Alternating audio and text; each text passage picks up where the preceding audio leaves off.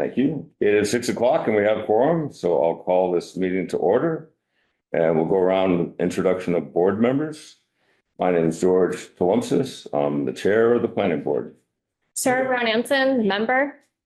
Erica Reeves, member, alternate. Tom Bledsoe, member alternate. Peter? Peter McIver, planning board member. Victor Michelle, clerk. Thank you. And one chair's statement that this meeting is obviously being recorded by the planning board. If any other persons present are recording the meeting, let's notify the chairperson at this time. Anybody else recording? Seeing, hearing none. Now I'm going to make another statement about public comment, and I'm going to give a little context for this, so please bear with me. So we've recently been talking about the city ordinance on hybrid meetings. And it's always been the case under Massachusetts law that for public hearings, people have a right to participate, speak. And if it isn't a public hearing, is at the discretion of the chair of the body, whether someone can participate. That's been standard for a long time. In this ordinance on hybrid meetings, it was one of the provisions is that notices of public meetings for all city boards shall specify whether public comment will be taken, and if it is to be taken, include instructions on how to offer public comment, whether in person, remotely, or in writing, or otherwise. So that was why, as of the last meeting, I had thrown together, and I say thrown together, I was ill, and so I passed it along to Jeff as vice chair, a statement that public comment may be allowed at the discretion of the chair. If you want to be considered for making a comment, please alert the chair by raising your hand.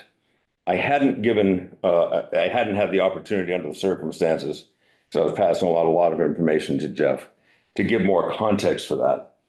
So I know some boards or subcommittees have public comments all at the start of a meeting, and they're time limited. This board, starting with the former chair, Charles Roberts, has had a much more flexible approach to public comment. And it has not been at a specific time. It's been more of a flow in different parts of the meeting, depending on when someone had a particular comment they wanted to make. It's also not been so rigid as far as time limits. It's been more keeping it reasonably brief, but it's not been a particular time factor.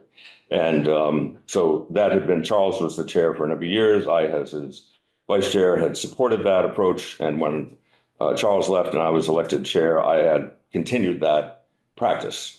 And so that had been my intent when we posted this. Now that we have to post a comment policy, that had been my intent. And related to that, I just wanted to share that we just had a ruling from the Attorney General's office related to an open meeting law complaint. And in the context of getting that, it was an affirmation by the Attorney General that open meeting law does not require that a public body allow public participation in meetings. But it also mentioned, we do, however, encourage public bodies to allow for as much public participation as time and circumstances permit. And I think that the approach I just cited matches that recommendation from the Attorney General's office regarding open meeting law.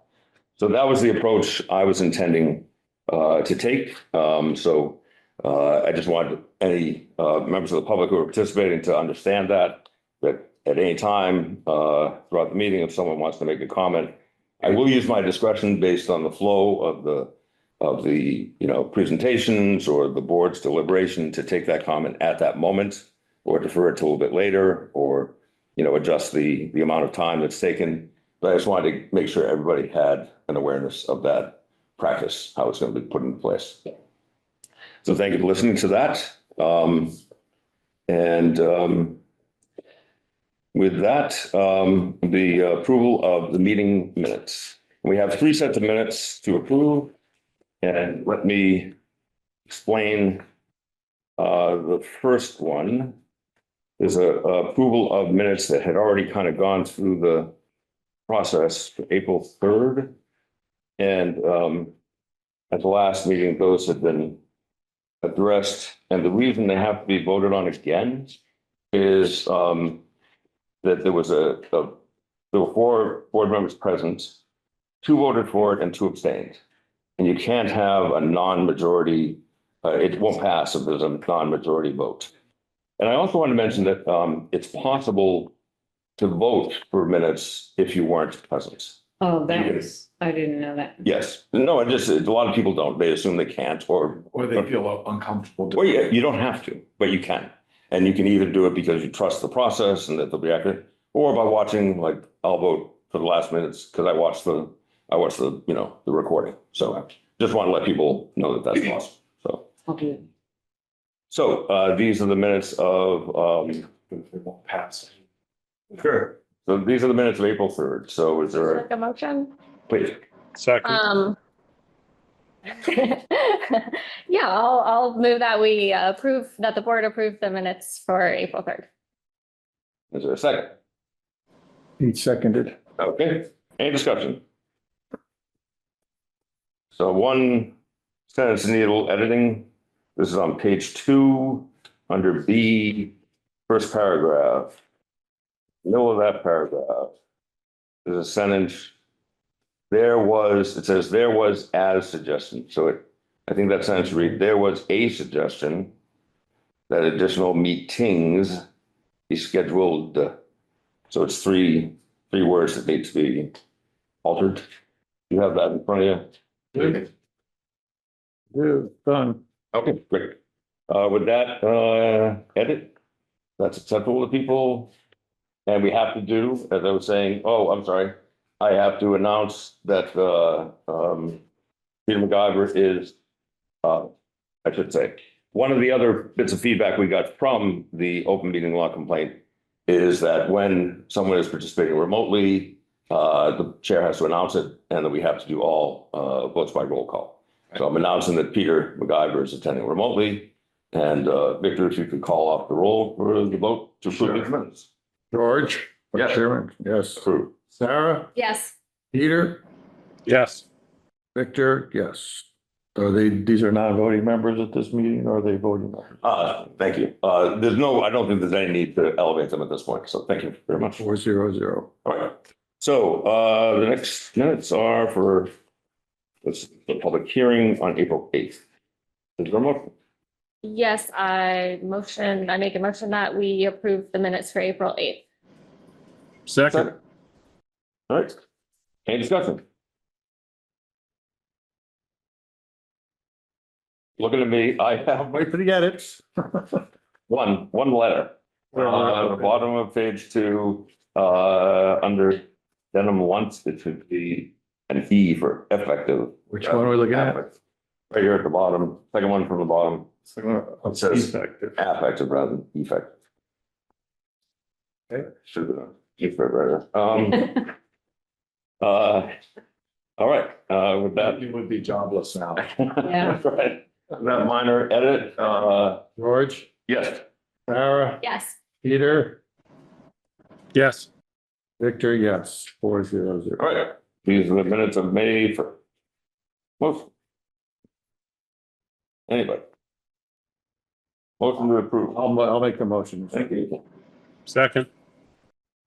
All right, any comments, discussion? I actually have a substantive comment. In listening to this is page 4, under item C, the planning board discussion regarding these hybrid meeting rules. Mhm. As I listened, I thought I heard the board come to consensus, there wasn't a vote, but consensus if there were a public hearing and there was a problem with the Zoom link, that the board thought the meeting should be canceled, or at least the public hearing should be canceled. That's what I thought I heard all the board members present say.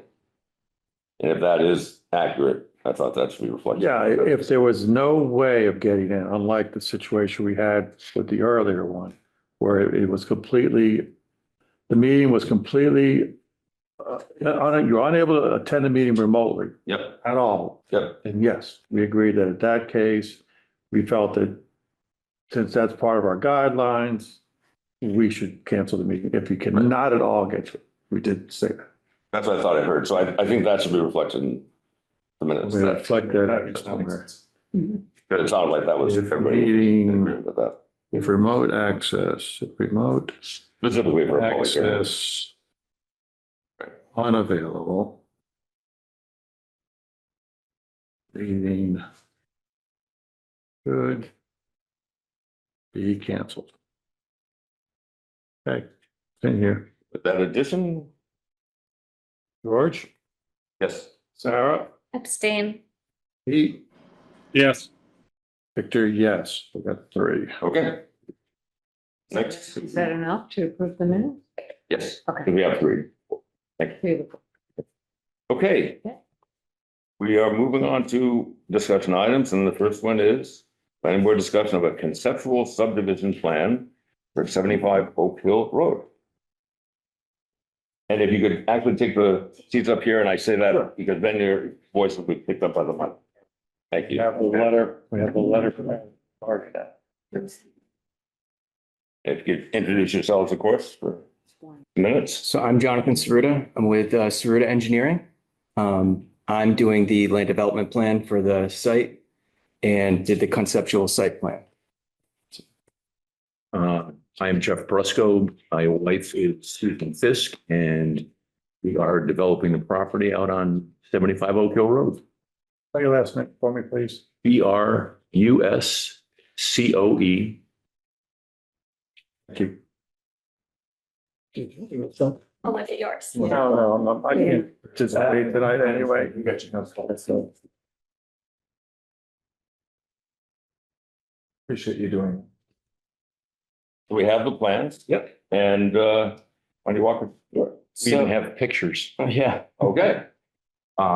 Jeff can go over the buildings if you'd like first. I can go over the conceptual site plan, and what we're thinking for the feasibility plan, but I'll let Jeff start. Okay. What we are looking to do is create a 55 and older community. And what we are doing is we are going to be building single level, 2-family homes.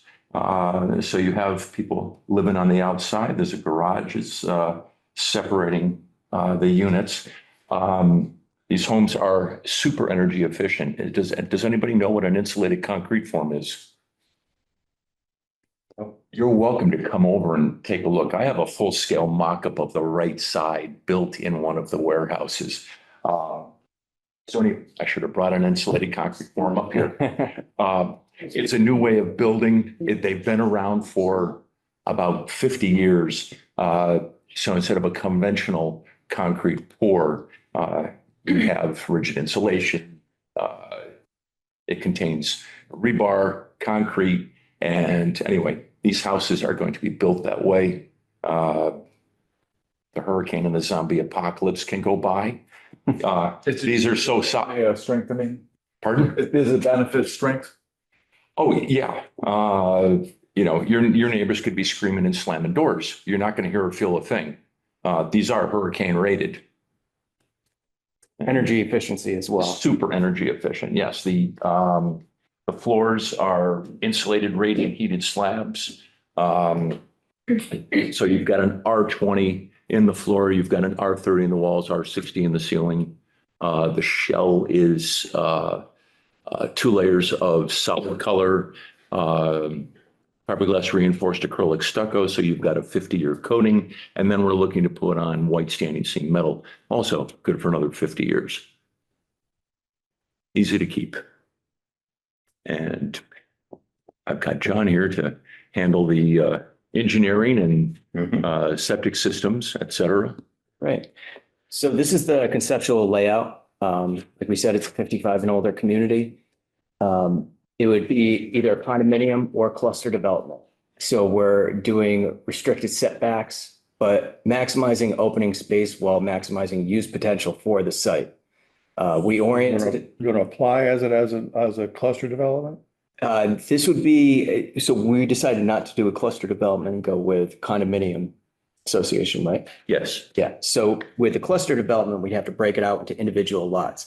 I have a mock-up where I've shown some property lines, but it hasn't been surveyed that way. If we do it as a condominium association, we have the overall project, the layout that we're going to develop. This is just a conceptual layout plan, and it's up to the board for them to determine if this is appropriate.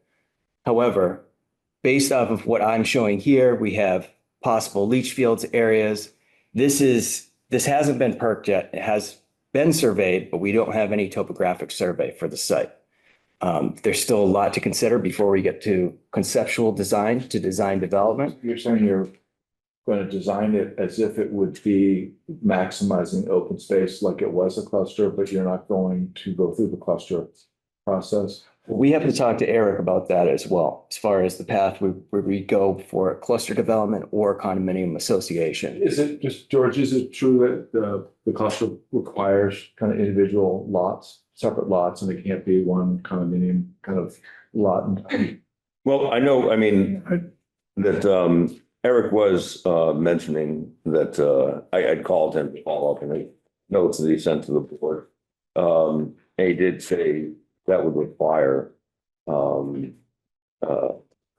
having lot lines.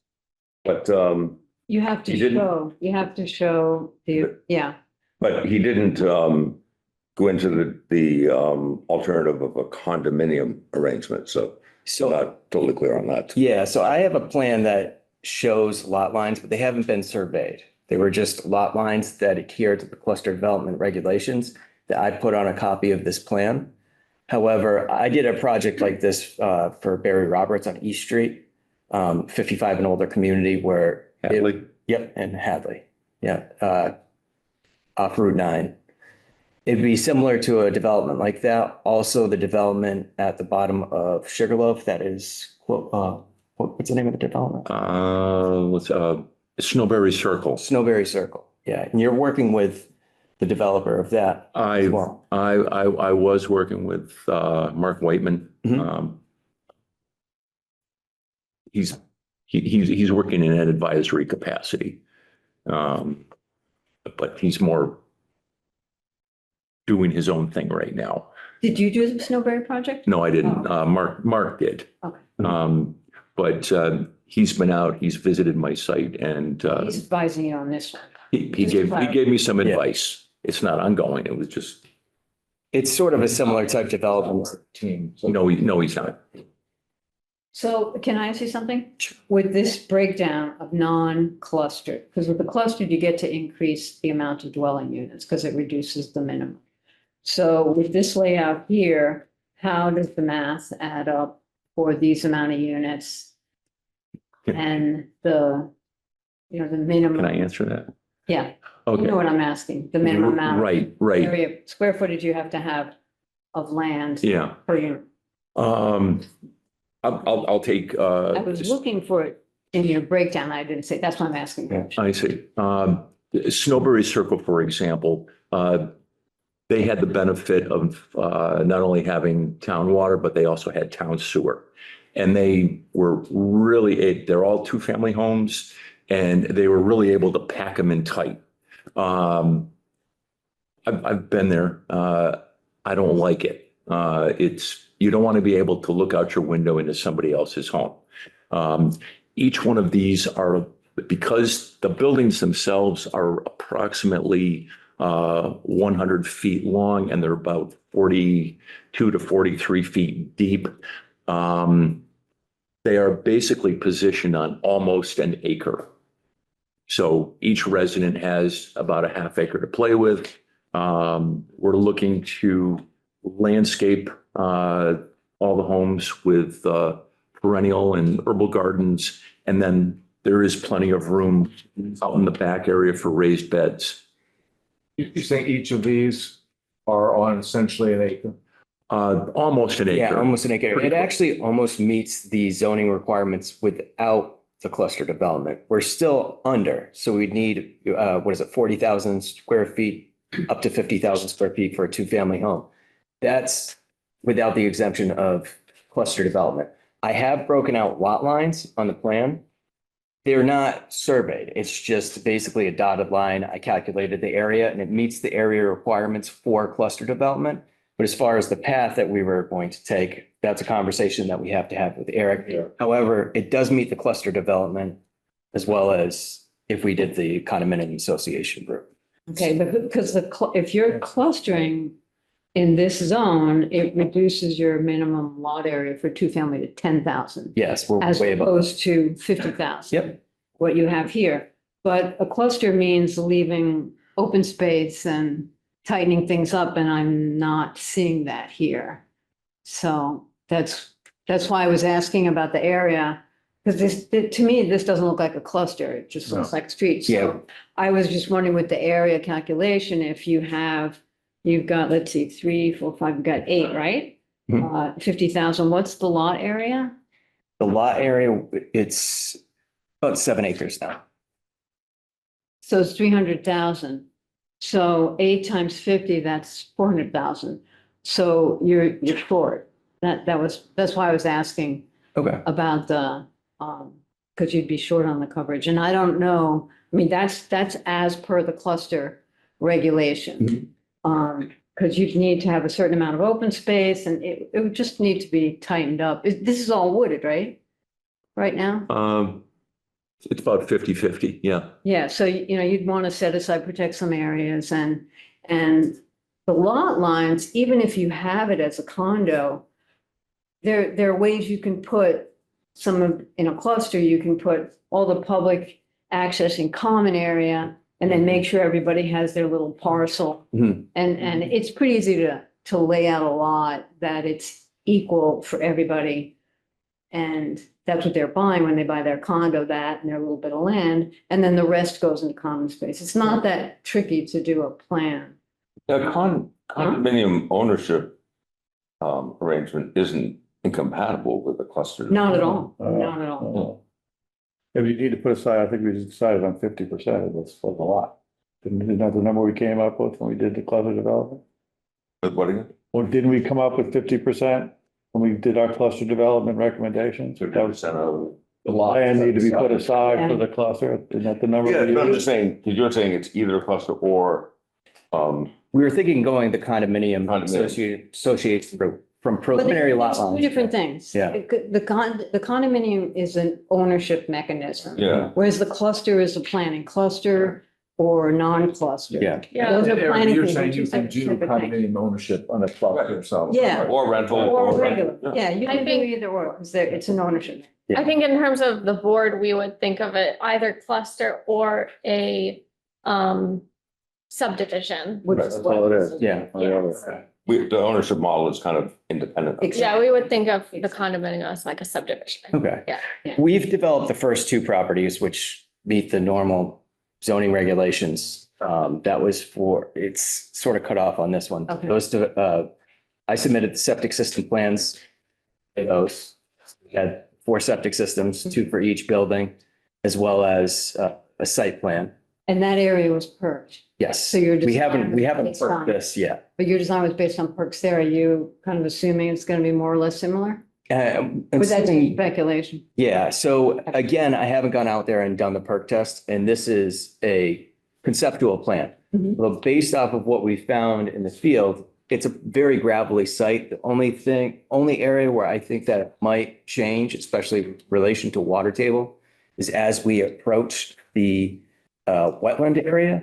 However, even on this plan that we have shown here, which is the latest concept plan, we're outside of that 100-foot buffer. We spoke to Eric and Eric said, there might be some consideration with Concom, but where the layout that I have shown here meets all the required setbacks. We still haven't perked, so we have to still design the septic system. The septic areas could change. But based off of what we have for the developed lots, I'm making assumptions on this concept plan to say, this is areas that would be excavated and we'd stay out of the 100-foot buffers and we'd have proper setbacks for all the leach field areas. So, I don't know, but leach fields probably can't. If we do a cluster development, then the leach fields probably can't go into that 50% of the property. Can't have leach fields in protected property, I'm sure. So it looks like don't have enough room for as many buildings as you've shown. Right. That's my initial impression, because Erica says you need 50,000 for a two-family house, you only got 300,000 out of it, so you're 100,000 square feet. but that's, For that, that's just regular building, that's just Yeah. a subdivision. Just what you'd have, like you'd have to eliminate this one, for example. Something, so if they got too many, and then if you're gonna do the cluster development, And I think we agreed on 50%, so if you got a 7 acre lot, 3.5 acres has to be put aside. And you can build on the other 3.5 acres, but your lot size goes down to 10,000 square feet. Hmm. So, you gotta look at it. I don't think that works. I could be wrong. That's my initial impression. The cluster, No, this layout, this model.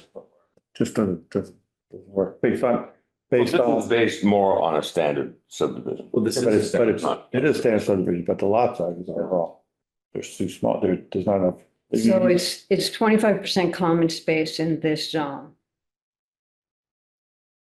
For standard. Yeah. Yeah, 25%. Okay. Yeah. 25%. And then at least one half of the open space shall be shaped for land use. That's Whatever you get considered, that's part of the building. it's not a common use. No. So, Well, What are you I reading mean, from? you could, huh? Are you reading from the open space? From the cluster. Or, okay, but not the standard. The regulations for, open space cluster, if they're going to cluster. yeah. Now, Subdivision is.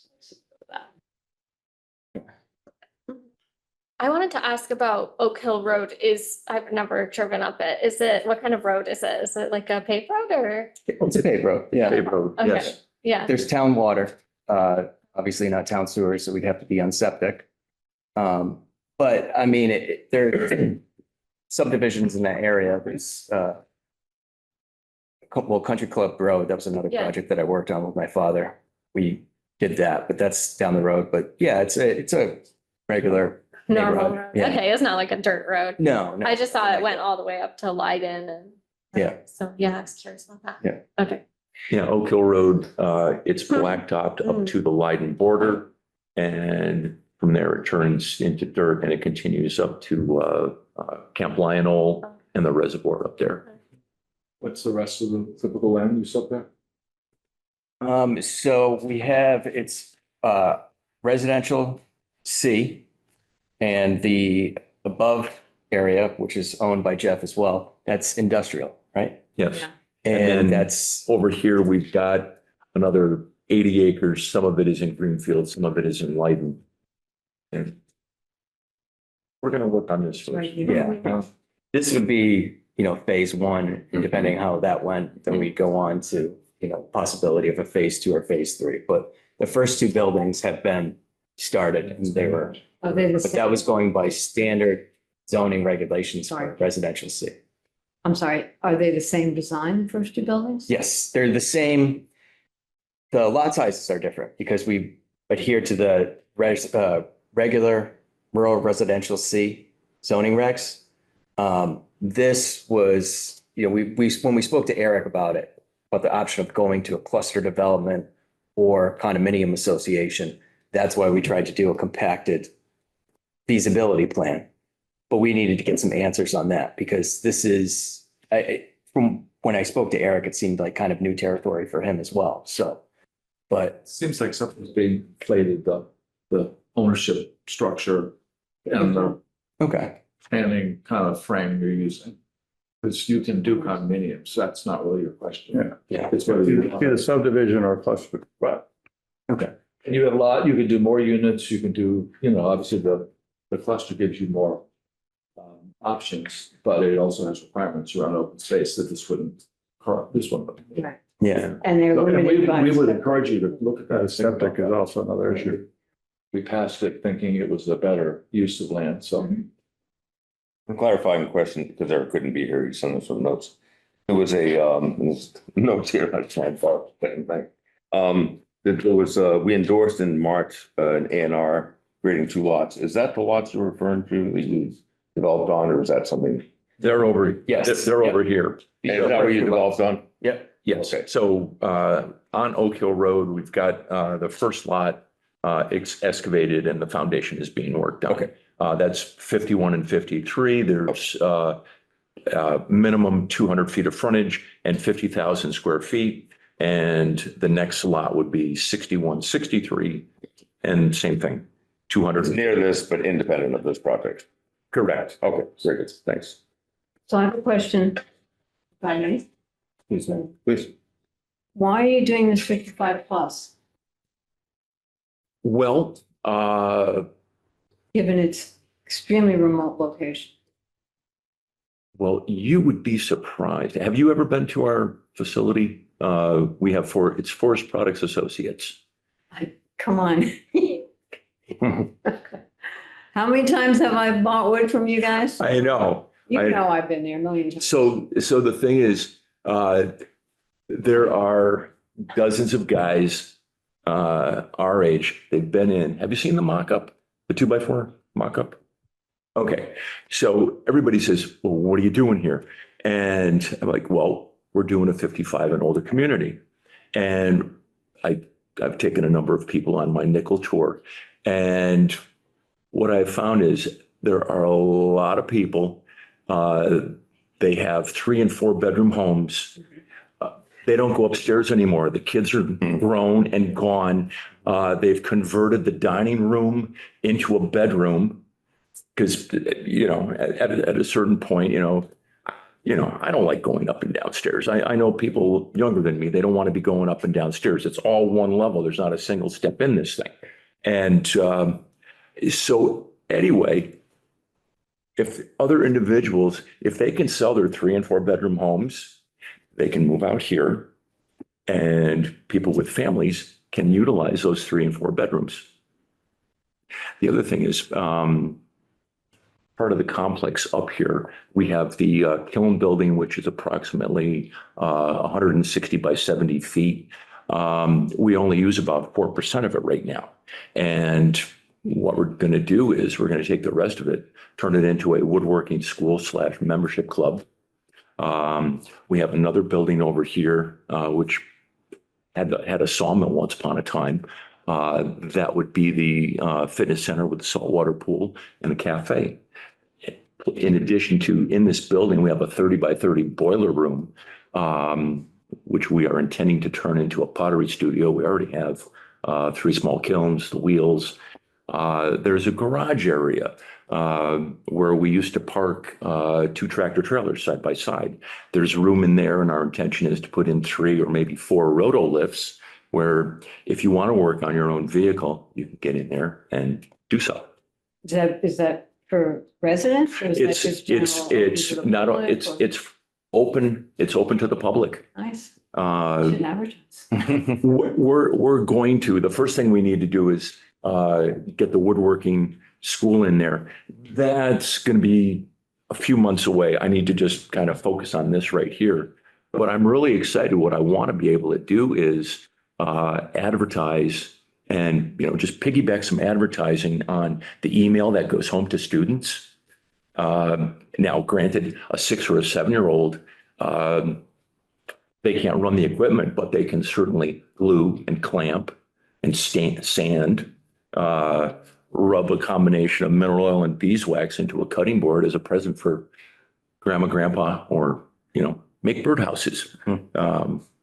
Not to mention, I have gotten quite a good response from people my age that are coming through and they're buying the wood and they're taking it home.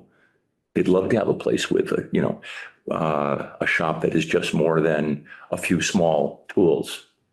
George, kind of follow up on that. Please, yeah. So I get the appeal of this for people who want to downsize, and there's certainly a huge need for that. Yeah. And I applaud that because that will open up other housing, which we need because everything is stuck. Yes. So this opens up some, which is great.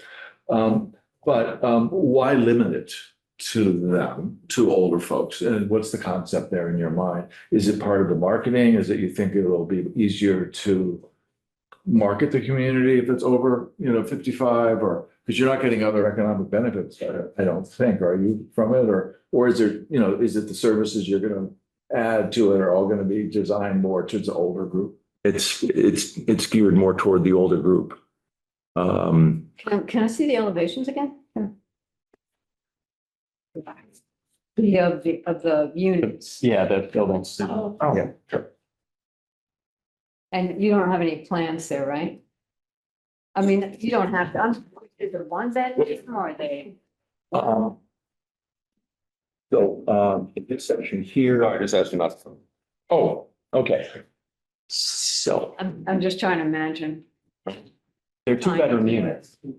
and actually, the septic system is designed for 3 bedrooms. Yeah, it'd be a 3-bedroom minimum septic system designed per, Per unit. yeah, per Title V.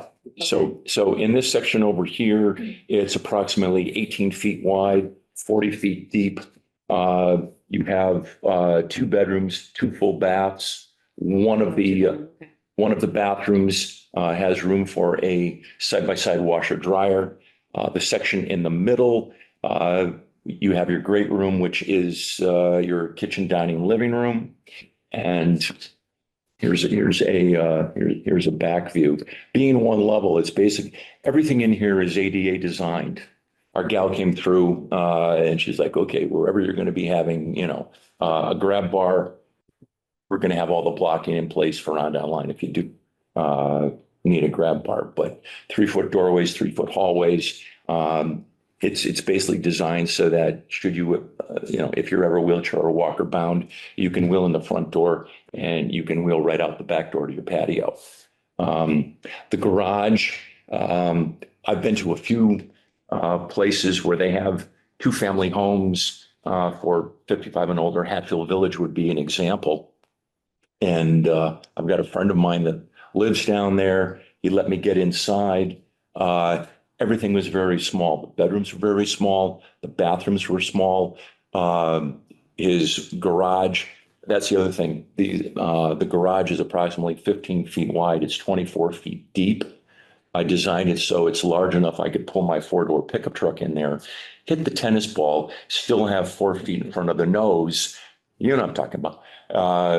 And so you've got 4 feet in front of the nose. You can have a workbench. You can have all kinds of shelving on both sides. And then after that, there is a 12 by 15 foot room, actually 13 by 15 foot room. There's a very long closet. Half of it's devoted to your mechanicals. And the room is large enough. It could be a 3rd bedroom. So anyway, getting back to That's the windows next to the free. In the top. No, I'm sorry, right there, right next to that, right there. So- You're describing. right. So this is the back room. Right. One per unit. So Bill was complaining about the fact that he had no room in the garage for anything. The buildings down in Hatfield, they did have a full basement. These do not. I can get into some details on that in a moment or two. But anyway, the Hatfield houses had full basements. One of the bathrooms had room for a stand-up washer dryer, one of those tower units, but nobody wants those. Theirs was just empty. I went down into his basement. They had the furnace down there. They had their full-size side-by-side washer dryer in the basement. They also had 4 sets of shelving down in the basement because he didn't have room in the garage for that. Didn't have room for the side-by-side upstairs. I've had my washer and dryer on the first floor for probably 40 years now. It's really nice instead of being down in a basement and glorified laundry.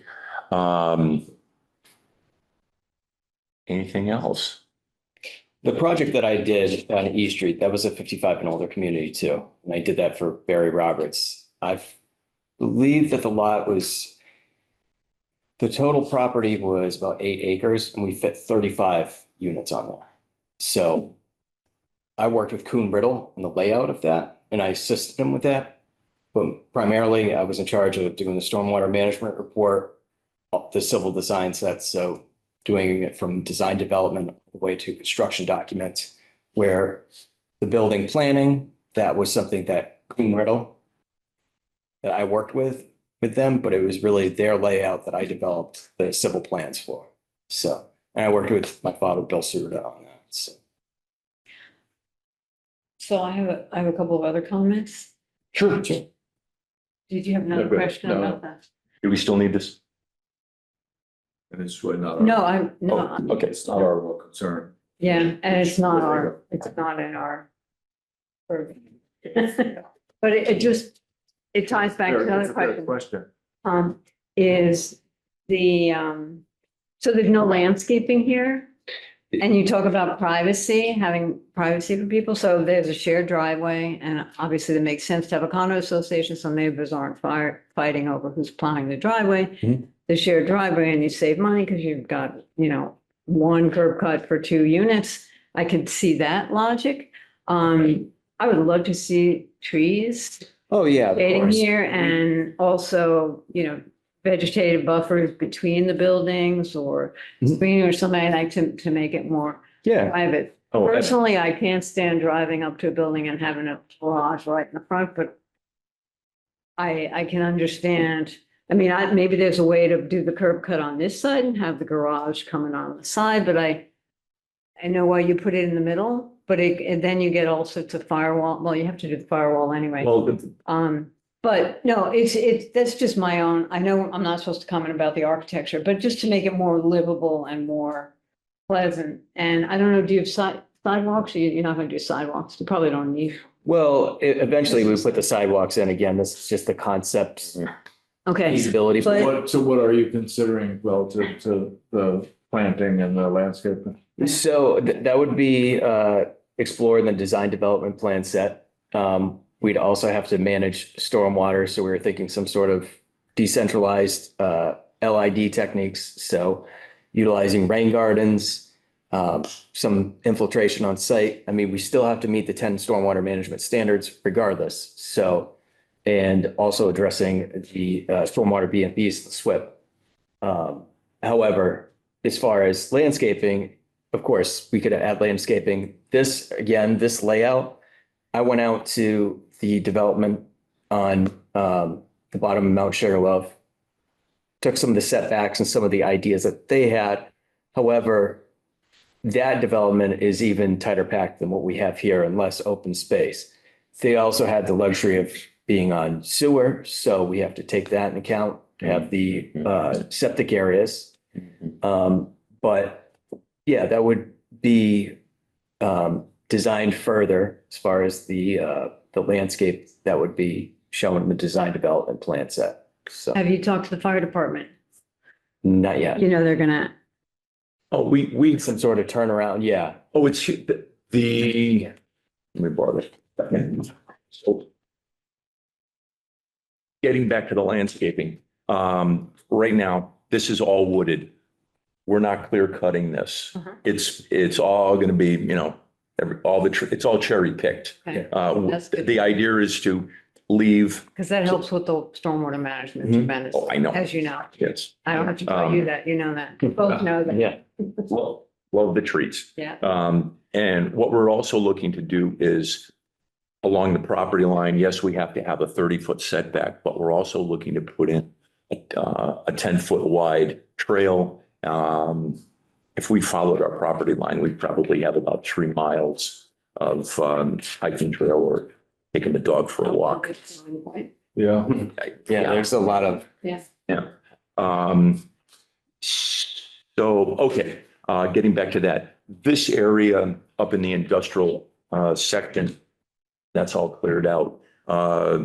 Last year when the plane crashed, we had plenty of room over there for the fire department to do their staging. So there's no problem for them to come in this way, keep going. We have They can go roads. through there. They can go around, turn around. So you might just technically, as far as legal documents, have an easement or something that the condo association or whatever you end up doing could use that. Oh, yeah. Because I know you have that cleared back there, but that's why I was asking. Is that why that's drawn like that? Because you're assuming, Well, initially I was thinking, I didn't have a drone at the time. Okay. I was thinking, maybe this road would go through this way and head out, but it just makes more sense to stay away from the wetland area and it continues that way. The fire department will ask you, so I would, before you start to finalize, talk to them first. Yeah. Is the road wide enough? Much easier to design with their constraints, sorry. That's okay. Is the road wide enough for parking on either side? Because if it's community, if it's 55, you're gonna have people visiting their families and they're gonna park their cars in the street. So the way that it's shown now is a standard 24-foot width. There's common driveways for each of the buildings. Each Talk about unit has- visitors, talk about visitors. What's that? Talk about visitors. When the family comes over for Sunday, you see grandma and grandpa where they put their cars. Again, that's something that we could develop with the design development plan set, but there's no on-street parking shown on the concept plan as of yet. But also, there's other things that we need to explore with sidewalks. You know, probably have at least one sidewalk on one side of the street, possibly on-street parking on the other. If you need, that's a question. Yeah. I mean, I live on a street that's pretty narrow and people park. I mean, it's pretty common in Greenfield for people just to park on the street and Yeah. just go around. So. So we could do a 34 or 30 or greater. It's really gonna be the fire department that drives Yeah. that decision, I think, that configuration. They're Mhm. usually pretty, there's a lot of units, 16 families that they're going to want to be able to protect your assets if Mhm. something happens. Oh, you were talking about firewalls. Not only is the shell of the exterior constructed with the insulated concrete forms, the wall that divides the two units, that is also Oh, you're doing a concrete with the form? concrete with the form right between the two. So these buildings from the footing all the way to the eaves are constructed with Are ICFs. you going to the underside of the deck? Correct. Roof deck? Roof deck, yes. Yeah, you have to for the fire, sorry. It's okay. I know that. So right Good here, use of the material, pardon? good use of the material. Yes, Mhm. yeah. Right here, we've got 6.917 acres. There's what, 45,000 square feet an acre? 43,560. Okay, okay. See, I knew you knew that. Close enough. All right, so if we have 43,560 and I multiply that by 6.9. Okay, We have proposed total. oh, Yeah. fabulous. Breaking it out, I mean, we're pretty close to technically, the way that the road is structured now, we almost have for the entire length of the road, we have the required frontage or front setback. Now, this has not been broken out into individual lots, but we almost meet the space requirement for just residential C, but we're over it with this design. We wanted to speak to Eric about how we go forward with the design, how we have to tweak the concept plan and then develop that further. But that's, what we're taking care of now, so. But total square footage, I mean, we almost meet the requirement, so. Without anything. So do you need to talk further to Eric? Certainly explore this other option. So where more do we go with this? I'm not voting obviously with Eric here, but I'm just kind of curious because it seems like it's still being, it's not ready for the oven, right? Yeah, yeah. So the only thing is, when we when we revamp this and turn this industrial section into residential C, it's there's about a 50, what's a scale on this? 40 feet. So we've got about 50 feet here where it kisses more residential. If we were to turn this, we don't have enough room in this framework to have a cluster development, to have the open space. But we could have it over in this section here. Say that again. I'm sorry, yeah. Have For the total lot, it'd have to be one lot though. Yeah, you have to Saying add the land this- to that lot. This open space is for that lot. It'd have to be the lot. You'd have to combine a lot. I think so. My lot, yeah, Oh, no, it'd have to. So for a cluster development, how much, unless you could do a TDR, transfer of development rights, or TOD, TODR, transfer of development rights between, that's another way to do it. Where you deed over that, some of that open space. Mhm. What is it getting? What does he need? Well, you're short to do those, you're talking about the minimum area you need for those 8. You know, Yeah. You're short about 100,000 square feet, That would be for, 99,000. For subdivision. yeah, Yeah. standards As a of, subdivision. Exactly. yeah. But if you cluster, the clustering is hard because Mhm. if you get, well, if you keep them tight enough and you keep enough separation, you don't have to deal with the fire. The thing about duplexes, you don't need a fire sprinkler. The minute you get 3 units or more, you have to put a sprinkler system. yes, So I know for developers, that's a deal breaker for most people. But you can get the fire separation reduced and you said you're putting polyiso and stucco type finish on the outside? The, What did you describe at the beginning? the insulated concrete forms are made with styrofoam, Right, polystyrene. And what goes on the exterior of that is a acrylic solid color stucco. okay, that's not fireproof. So, yeah, so you just have to meet the minimum fire separation without, since that would not be considered a fire rated wall. But The, how many feet do you have between the buildings now? I mean, you could tighten it up, is my well, point. if the shell is constructed, and also the wall that is dividing it, if it's constructed with steel reinforced concrete, the concrete floor to from the footing all the way to the eaves, that's fireproof.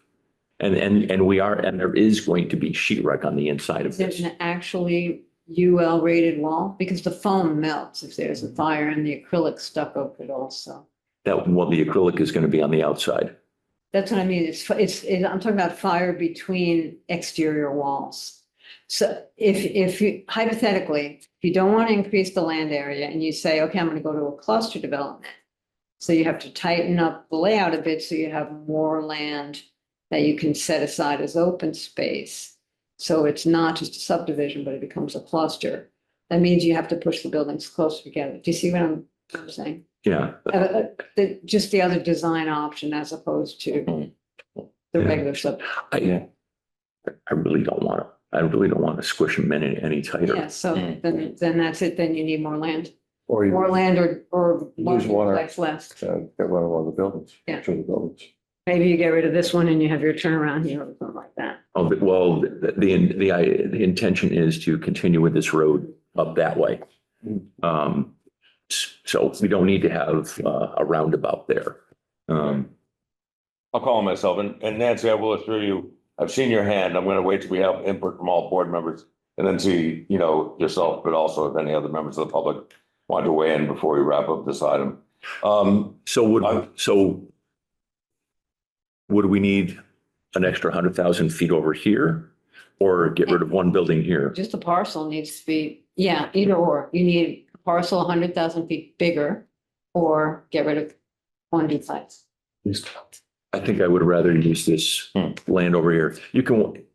It's wetland, but you can walk on it. It's not a swamp. It doesn't matter. It's just increasing the area. of I the get it. parcel. So we can use that area there. I can't build on it.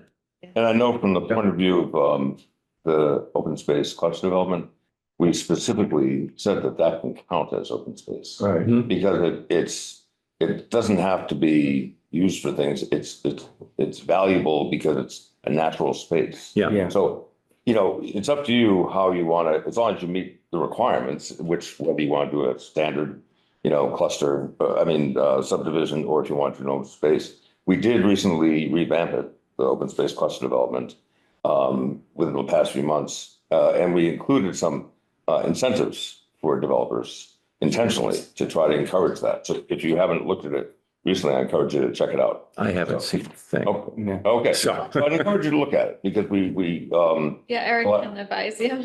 yeah, 'cause we spent 2 years collaborating with FERCog to try to Uh-huh. bring it more up to date with incentives for developers. It's a massive incentive.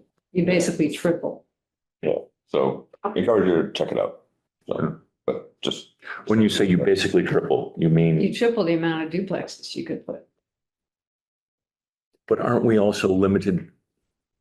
Well, you could be limited by the septic. It depends on your. right. Yeah. Since this is not on town sewer. Triple might be.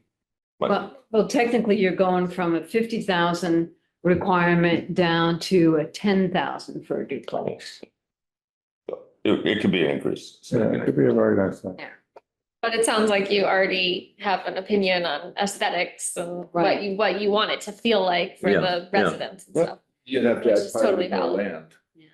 Yeah. You know? But you might want to check it out just so you know your options. You do Yeah, a combination of the 1-story and then 2-story walk-up, just duplex, 2-story walk-up, make it a little small and just go vertical. Maybe you do a combination. Mhm. Anyway, I think you have a lot of options, but Yeah. the vision's nice, especially you have a whole little neighborhood thing going on there. Yeah. Could be really nice. Yeah. I just wanted you to know that had been upgraded recently, so you can talk to Eric. about it. And Eric has all that information. Oh, absolutely. But my goal was, when developing this, was to make sure that we had possible septic areas. We still have to do perks, so the septics could change. Yep. We wanted to do, a feasible road.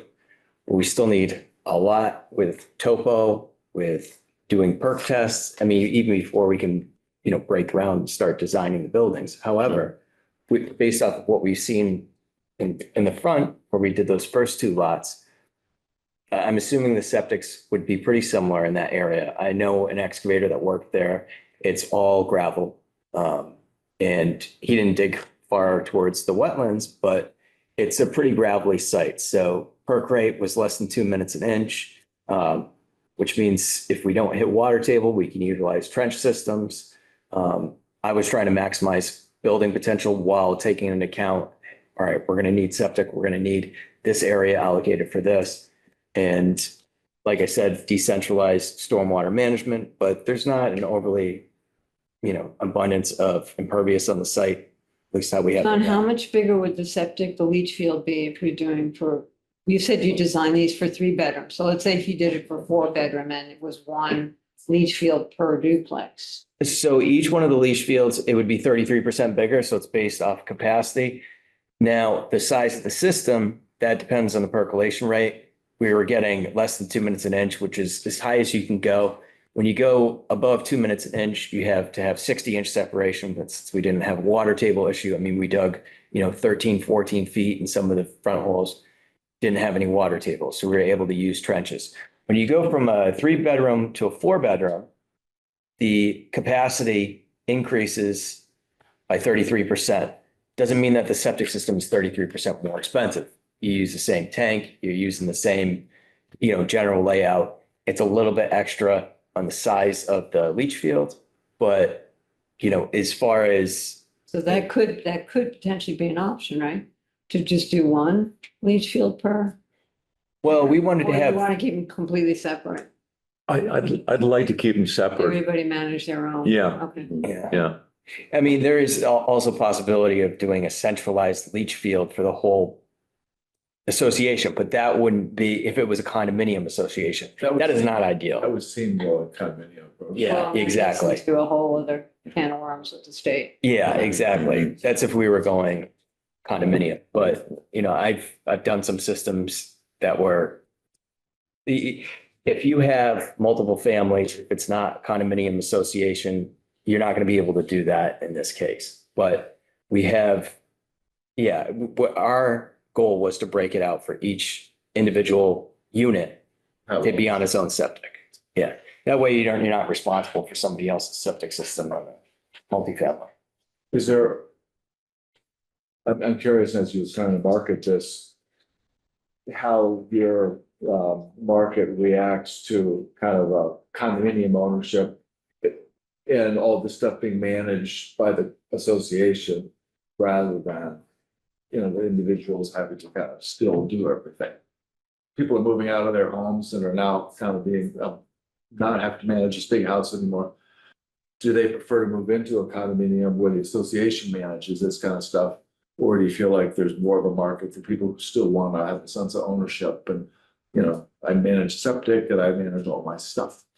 Yeah. Cut my lawn, Yeah. Yeah, exactly. clean my windows. Yeah, I think the 55 and older community that I worked on, it's structured like that where I'd have to check on that, but yeah, I believe it's managed under one ownership.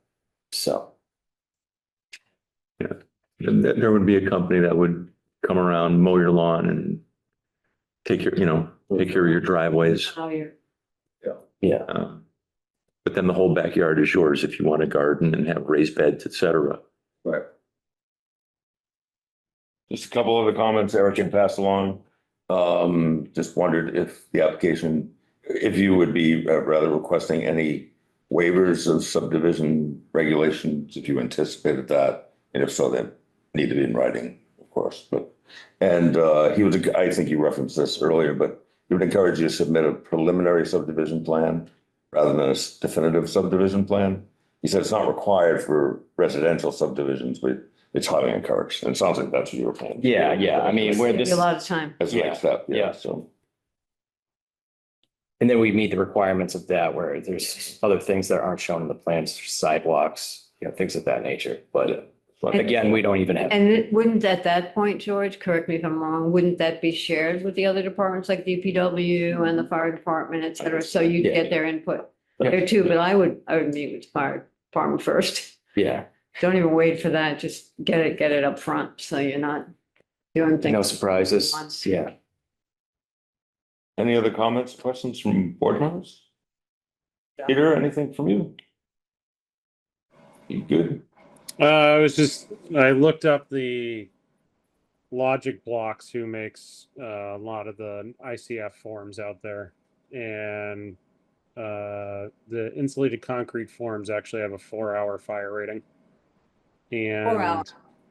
And Stucco Flex has a Class A fire rating as well. So Perfect. just It's in the fire department. Thank you. for the Fantastic. fire rating question. So you're good, you're good. Yeah. Get your input. Thanks, Peter. Otherwise- Quick question, Stucco Flex? Is that how you say it? Yeah, it's pretty common material. It's an acrylic. It's like elastomeric. Stowe. Yep. Yeah, okay. Yeah, very similar. Yeah. All planning board members good for the moment? Yep. Great. Okay, Nancy. Thank you for your patience. Yeah, no, it's fascinating. Thank you very much. It's an interesting project. Could you just give your name and address? address? Nancy? Just for- Nancy Hazard, 30 Spring Terrace, Greenfield. Thank you. I'm very familiar with that road. At the very beginning, I missed how many units you're planning, and is this the beginning of a much larger development or Hopefully, yes, table? Yeah, that's what I thought. Okay. yes. And how So many units on this particular? on Oak Hill Road, we're looking to put in 2 buildings. Each building has 2 homes. Okay. So on Oak Hill, we have 2 lots or 2 buildings, and then we're looking to put 8 more buildings in that almost 7 acres. So we have a total of 10 buildings or 20 units. What we were Okay. talking about today was 8 units, the concept plan that we have here. The first 2 buildings, it's already been approved. What's it? Duplexes. 8 duplexes, yes, eight buildings, 8 16. duplexes, so that's yes, 16 16 units. units, yeah. Okay, thank you. And the first 4, correct me if I'm wrong, but you already have the foundations for these, right? I've got the first one. First foundation, septic plans were submitted and approved, and that adheres to the standard zoning regulations for a residential C. But Thank what you. we're proposing today was 16 units. Thank you. That it, Nancy? Yep, that's it. Simple. Very good. Any other members of the public? Please, Question. you can just give your name and address. I'm Janet Olderman. I live 58 Jane Street, Thank you. the tiniest house on energy efficient. German engineering. My question or comment is, since this is 55 plus and it is somewhat out of town, will there be some accommodation made for transportation for people who are non-drivers in that age range? I don't know the parameters of what the Franklin Regional Transportation Association. I have seen them, they are out by Leiden Village, Okay. which is a stone's throw. So I haven't contacted them, but it, you know, they would be able to make Like a little bus stop. Yeah. they we could would explore make, that. they would be able to make a loop, yeah. And then my other comment is that, and I don't know if this would in any way, expand the number of units that you could put, but there's so many solo seniors that don't need 2-bedroom homes. Uh-huh. And some consideration, you might be able to actually get maybe 30 of those units in one footprint. And that might also, just my thinking, and that it might also improve affordability. Mhm. Of some of this. I love the concept. I love the energy efficiency. I'm very familiar with the insulated concrete forms. That was one of the construction methods I had thought about for the project. Mhm. But I think it's great and the land space. It's exciting to listen to your presentation. But those are my 2 little comments. Yeah. Well, we're definitely trying to, there's great solar potential on the site as well. Without minimizing the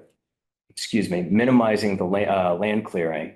We still have good solar potential, and it's oriented in solar south.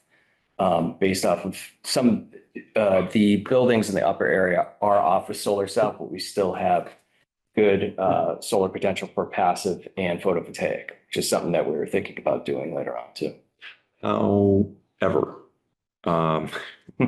this is one of the situations that Mark ran into in South Deerfield, was that there were some people that wanted to put solar panels on their homes, but they're all condos. So it's like, okay, you own the inside of your home, the association owns the outside of your home.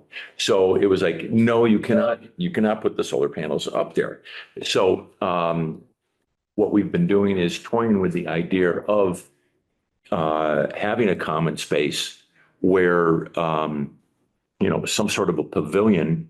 And if you wanted to have solar panels, like the jail downtown here, the entire parking lot has those roofed areas. They all have solar panels up there.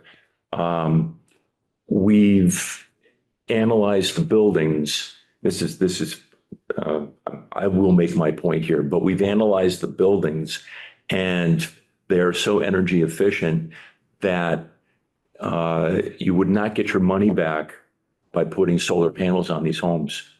Even with the tax benefits and rebates, you're just not going to get it. You have recessed lights these days. They have 5 different illuminations and they operate on 3 watts. The houses are going to be heated, that your heat and hot water is going to be propane. And that way, with the propane, if anybody wants a backup generator, they're going to be able to have that. Heat pumps. I looked into geothermal, and around this part of the country, it's really, really expensive. However, I do have a retired NASA engineer who is designing the heating system for these units. They're so airtight between the insulation and the thermal mass. You get away with a little mini split. Yeah. Oh, yeah, there are mini splits. You don't need propane for that. You Um, can do a little electric mini split. we're going to be, With the amount of energy he needs. Yeah. Yeah. what we're looking to do is we'll have a R20 insulated, radiant heated slab. And so you've got the heated floor for your heating season. The rest of the year, we have mini splits in the ceilings on each room. And that provides your AC. It also provides heat when you've got a cold snap for a day or two.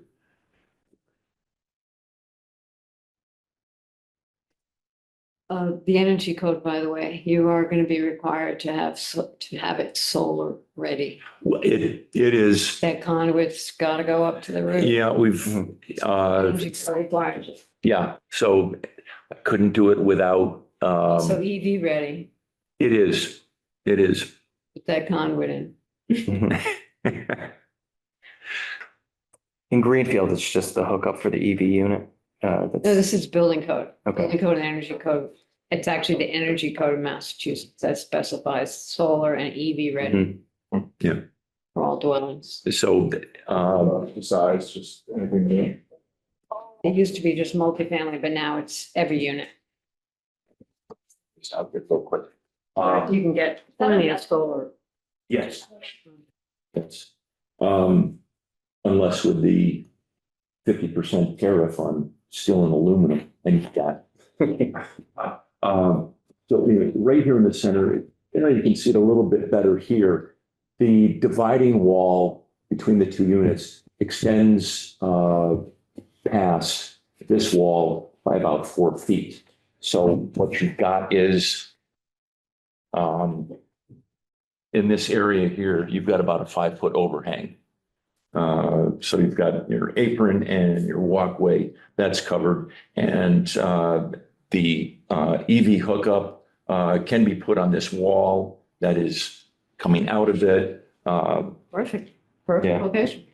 And so, or you have one outside, you have one inside. You just need the conduit. You don't have to run a wire. And there is a conduit, both Mark and Nick were like, oh, you need to show where these go. As well as, you know, a spot on the roof that would support this. But- And enough breakers on the panel to add that, enough capacity on your panel. Yep.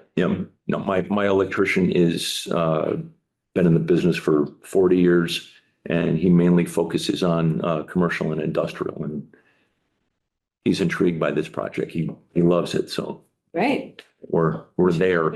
And the other thing is, like, the truss manufacturers these days, they don't just reinforce one side of the building that's going to be, you know, maybe housing solar panels. The entire truss, no matter which way it goes, is built in, you know, built up. Code required. We got it. We got it. Thank you. When you, hope you go into the ground. Pardon? When does this? We've already broken ground. I've got the footing for one duplex is in. We're in the process of putting in the ICFs, and Are you GCing this yourself? yes, Nice. no, I've been building all my life. So the first ICF project I did was it was a car wash down in Wilbraham back in 2000. And I remember Grossman's, it was back in the mid 70s. They were selling ICFs back then. It's taken a long time for them to gain in popularity around here. They're popular in other parts of the country, but here it's been a little bit slower. The first ever LEED Platinum house that I worked on, it was ICF. Yep. So, but yeah, we broke ground on phase 1, which is just the first 2 buildings. Obviously, we have a ways to go with the rest of it, but And it's the same design, right? Yes. same exact, yeah. Yeah.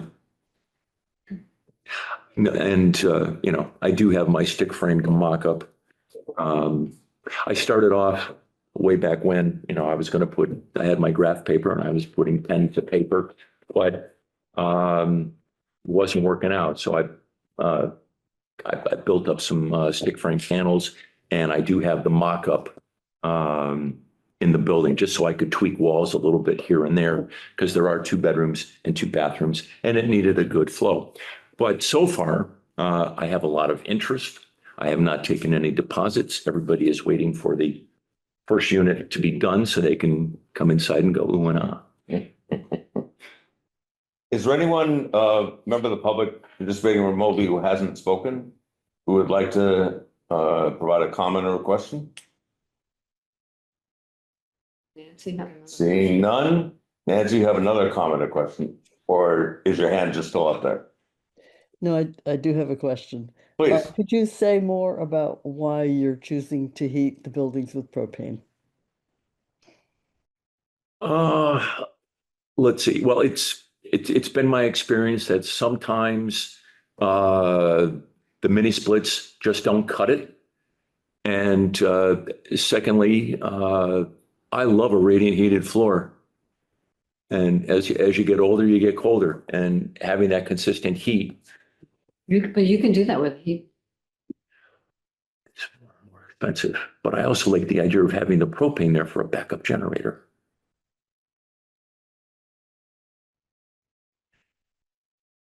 I had one guy say to me, he goes, if you put solar panels on this and I can have heat pumps, I will buy one of these right like that. I'm like, well, yeah, that's great, but still, somebody else might want something different.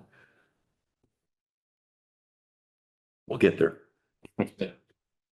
They offer it as an option. There's no gas, you got, it's anything, so Mhm.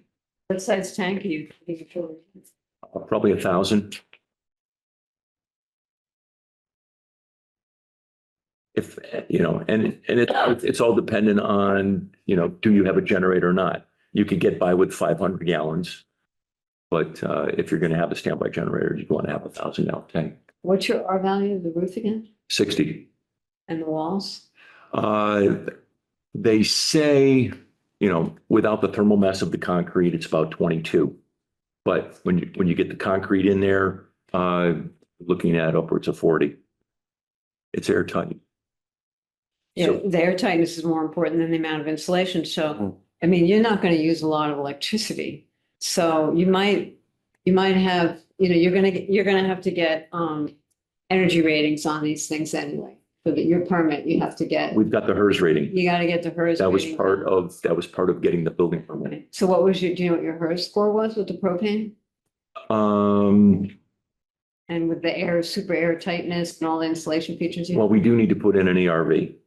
Well, that's ventilation, you Let's have to do- by code. But I'm just curious what your number was. I don't know. So I'm just wondering with everything that you're saying about this, if, it's gonna use that much electricity. If you really, Well, I'm saying it's not going to use much. You might have, you've got electricity for your lights. Right. Have electricity for an induction cooktop and your microwave and your oven. because you could do electric in floor hydronic heat. I will look into it. Yeah. And I'm going to look into that, and I'm also going to look into the revision of the cluster development. Okay, Were you taking notes? Is that? Yeah. John knows less about it.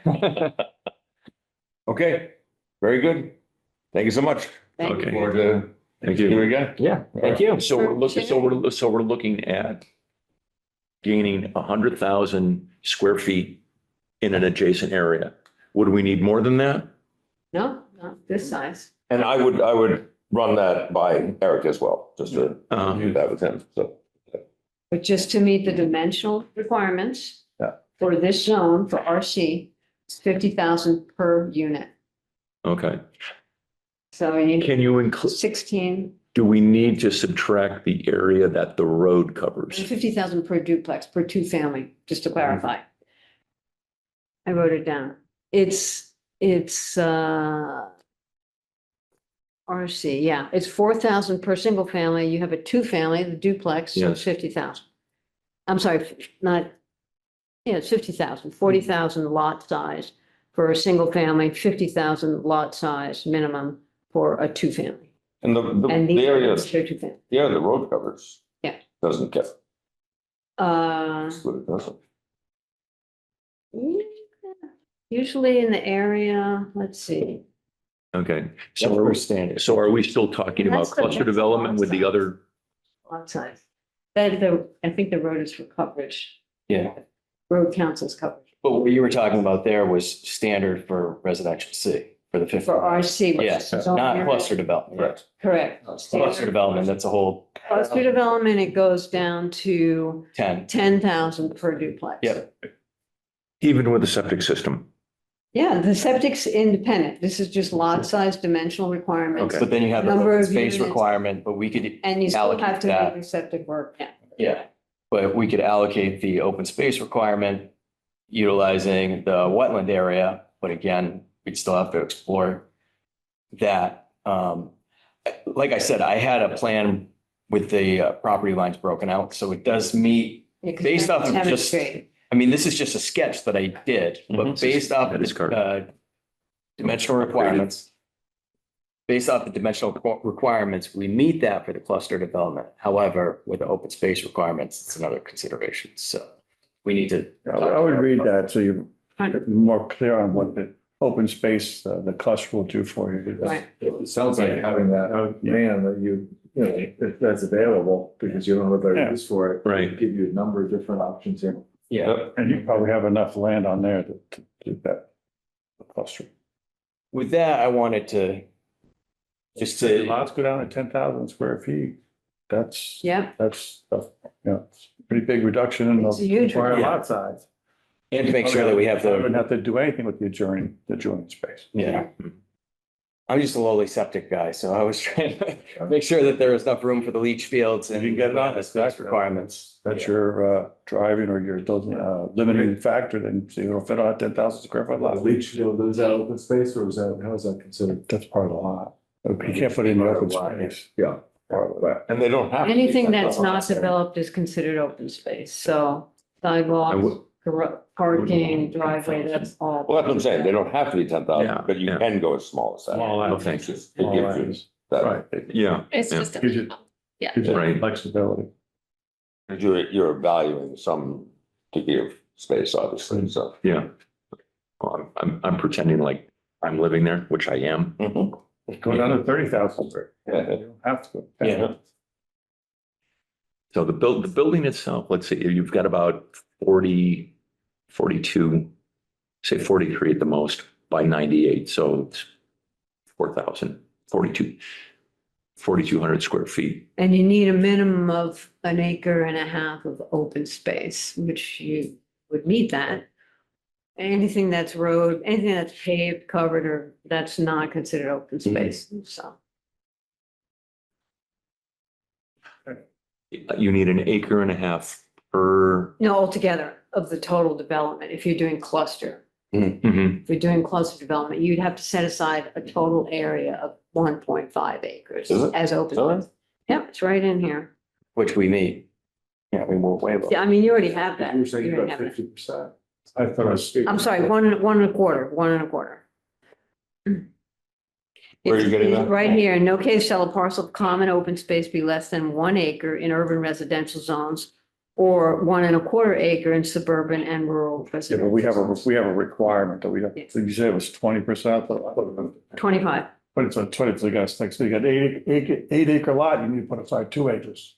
Yeah, which we have on And- that I see concept that. plan. Yeah, That's- On my how- plan? yeah, If you go with us. yeah. Option, please go. We have open space listed here. That's the undeveloped area. Which is, Which we're- so are you considering this area back here as open? Well, I think we might have to revisit that because for leach field area, that's not going to be open space. Even if we consider this area here, we're still above that 2 acres that you were saying. So, And like I said, that's what the lot is, like I said, your lot size is smaller. Yeah, yeah. You could get even more. Yeah, you get, But the thing is, you can't join these two sections as open space. If they're not you can define it as open space as part of that parcel, sure. yeah, I don't think that, They'll be continuous. Yeah. I mean, You could say they you've got- want to block got an an acre area, over they here. could be on either side. Absolutely. So you've changed things. I was under the impression that it had to be, Yeah. It's 2 acres within that lot size. You have to put aside as open space. I think what we need to do is subdivide the different lots out and then make sure that we have the open space requirements, but we should meet that with this plan, so. okay, so, well, so we can't use I wouldn't want to use this area behind somebody's house. The way I understand it is we'll have each individual lot, which can't be considered open space. We have, each building is going to have its own lot, just 10,000 minimum. And then we have open space separate from that. Correct. I think it's number one. And not all the units need to be the same. So maybe like, I'm sorry, I forgot your name. Janet. Janet? Janet. Like she suggested having some one unit, maybe you do some smaller duplexes with just the one bedroom. Yeah. You throw in a couple of those, Yeah. you know. I did do a concept plan with single units. I mean, they were still considering 2-bedroom units. I have several concept plans, but this is the one that we agreed on. This is, I think, the best layout based off of staying out of the buffer areas, what we have for designated septic areas, and not, I did try to do a few different layouts with like shared driveways, like you said, or driveways in different parts of the building. Various concept plans. We came up with this one. It's sort of a simplified plan that shows the, designated septic areas, but, basically cookie cutter, same building throughout. So, Just look into it. Could be. Yeah, I mean, it might be to your advantage. Go down to 30,000 square feet, you only need 2,400. Yeah. 240,000, you've got. So there's all kind of thing. Thank you. you guys have any more questions for us or? All right. Thank you. I don't think so. All right. Thank you, guys. Just the conversation. Yeah. Yeah. Thank you. It's good seeing you again. Same here. Yeah. How you doing, by the way? Yeah. You too. Yeah. I saw your brother. Yeah. Hey, Jeff. Was there a jacket? It's your jacket. Yeah, Jack. Don't forget the Yep. clothes. Her and just like that before we go back into. Let me know when you open I'm sorry? the woodworking shop. I'll be right up there. Sounds good. I know somebody wants to do pottery. Well, have you been to our website? Oh, Action item. I see. Okay. Go to Forest Thank you. Products Associates. Oh, it's on there now? There's a fellow in town, his name is, he handles Montague Webworks. Uh-huh. He originally designed our website, and go there and you'll find the spot, it says contact us. All you need to do. So wait, did you just buy that Forest Products or were you always the owner? I've never been the owner. That was my father-in-law Oh, okay, okay. All right, yeah, I, and my wife. Yeah, okay, your wife is involved. yes. Does she work there? No, that's not your wife who's there. Yeah, she's, Who's the person who does all in the office in the back when you pay your bill? yeah, That's that's, your wife? yes. Didn't that's- even know. That's it. Yeah. Kept that hidden. She's the heart and brains of the operation. So, She's very nice. yes, thank you. Anyway, when you're at the website, go to the spot that says contact us, throw in your email address, anything else you want, but just basically your email and click on the box that says you're not a robot. And we will be having links to our project. It's called Lion's Edge. Great, Thank you. excellent. So there will be links to that and visit our site. And Pretty exciting. thank you. take care. Thanks, Jeff. So Victor has thoughtfully pointed out that Janet is here in relation to the approval not required. That's correct. And that it would be considerate if we were to jump ahead to that action item. So I was gonna suggest we do that unless there's any objection, unless there's any objection from the board. Hearing none. So we'll move to action item A, this is a approval A and R plan endorsement for 58 James Street. Sent by Janet. Ironically, I mentioned Eric, the huge version of the an A and R. It is very simple and straightforward. Sometimes we get complicated ones and those folks hard to make them up. So this is obviously a unusually shaped property with a kind of wedge sticking out, and the wedge is being transferred to the Weber and Wobbles property. So, is there any discussion or questions about this, or is there a motion to endorse? So moved. Is there a second? Second. Is there any discussion? Hearing none. Take it away. Go for I it. could make a motion that, The motion was made, you second. that we, I'm calling, turning to you. to- oh, this Roll call. votes, okay. George, Yes. Sarah? Yes. Peter, Yes. Victor, yes. Okay. I was gonna make a motion to be a wise guy that we have the vice chair sign, but I won't do that. Since he's not here, but I already arranged with Eric, I'd come tomorrow. Someone wants to make a motion. So I'll make a motion that the board permit George to sign on behalf of the board. Second. All right, George, Yes. Sarah? Yes. Peter, Yes.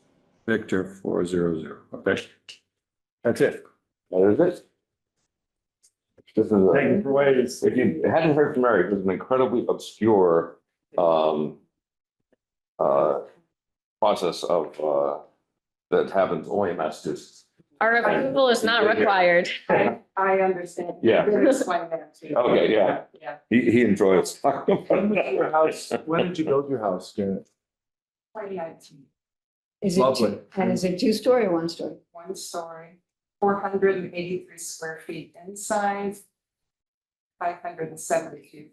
out. So how thick are your walls? That's what I was gonna ask. My walls are 12 inches thick. Okay. There's 10 inches of cellulose. Somebody was telling me about your house. And there's two inches of Psycho, which is a German Yeah, I know. wood resin. And it was panelized with Unity Homes, part of Ted Benson's Oh, which model did you do? banana. And so I almost built the same house. Wow. So I will be signing this on behalf of the board tomorrow. So I'm funny. wondering, I'll be on trips very soon.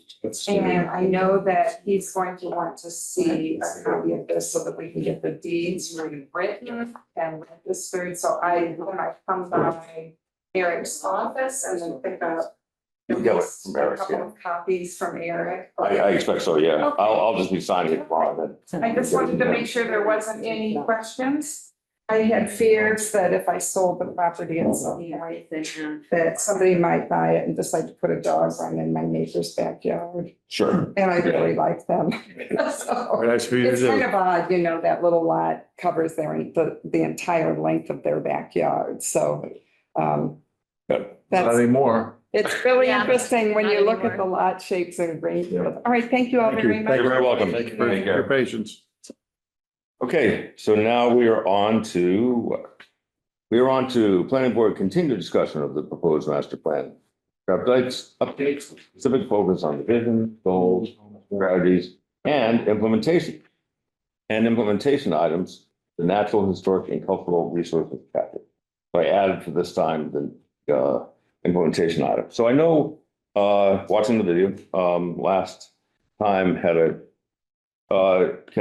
broad discussion of this, and there were, it didn't focus too much on the three, specifically on the three vision, goals, and strategies,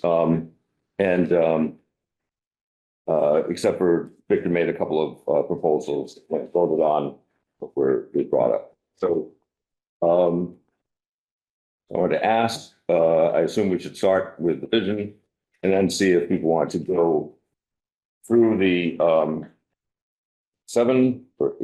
8 goals. Or if they want to go through the goals, then strategies, implementation actions. Stepwise, what would be the board's preference in that regard? If the board has preference.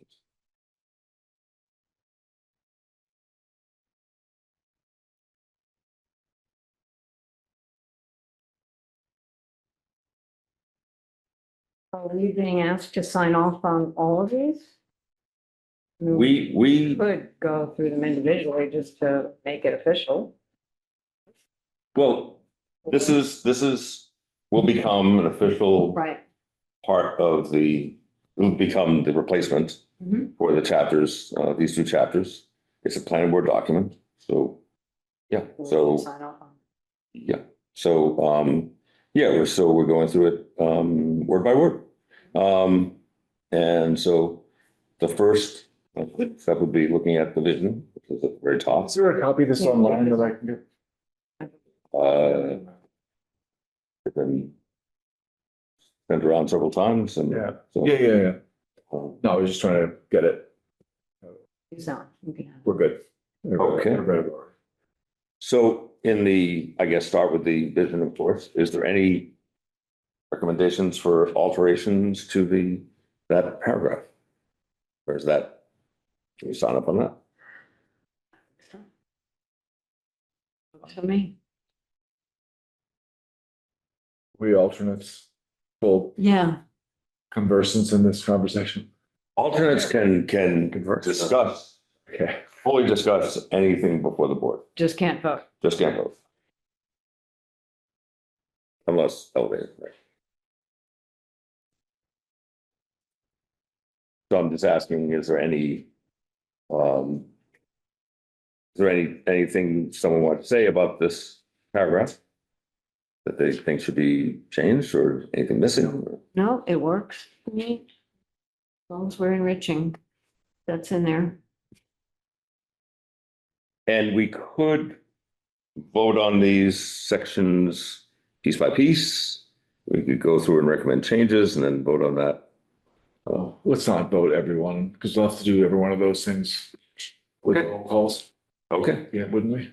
fine. So then again, we can go through the goal, strategy and implementation actions for each So sentence. just try to keep notes and then vote the whole thing. Sounds good.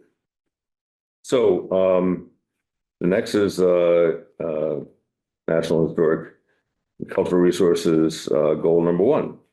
And this was touched on last month, about establishing an standing open space committee for the purpose of prioritizing and guiding land protection and implementing Greenfield's open space and recreation plan. And Victor had, as captured in the minutes, recommended adding, while recognizing the community need to develop residential, commercial, and industrial resources needed to support the community economically with the intention of having a balanced approach to open space. Yeah, as long as we keep prioritizing in there, I'm fine with that. Yeah, I just, I didn't want it to become the only thing they were thinking about. That's I would, I'll chime in that I would respectfully disagree with adding that. And the reason I say that is that market forces to me have always tended to push, to reduce open space. And so I think that's a constant push. And I think market forces kind of take care of that. I'm not concerned that open space will. I mean, Allow out other things. right. I mean, open space is a finite resource, and once it's gone, it's gone. And my concern is trying to put effort into preserving it, because there's a lot of efforts trying to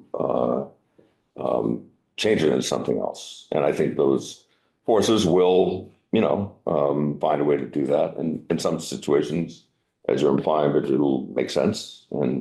But I think the intention of this chapter and this strategy are to kind of counter, I mean, this is, I think, a balance with those development kind of forces. So I think it's okay. I think it's kind of implied by the way things work in the world. That's my impression. Well, I mean, I was just pulling it up now. This is the section on land use, so, Well, no, this This is is- natural historic culture. I mean, Or cultural. okay, natural historic culture, I'm sorry, I meant, but it's not focused, it's not the section on economic development. What is, I'm just looking at the title here. There is an economic development Chapter. chapter, Yep. and we're just looking at the land use chapter now. No, we're not. Natural historic culture. Natural, historic and cultural resources. Okay, Yep. So this goal, establish a standing open space committee for the purpose of prioritizing and guiding land protection and implementing Greenfield open space and recreation plan. So this goal in particular is related to the open space and recreation plan. So I think in keeping that in mind, I think it's better to keep that goal short, I guess, and I only based that on experience from, I joined a board down in New Providence when I was in there. They started an open space committee, and the focus of a lot of the members on the committee was gaining open space.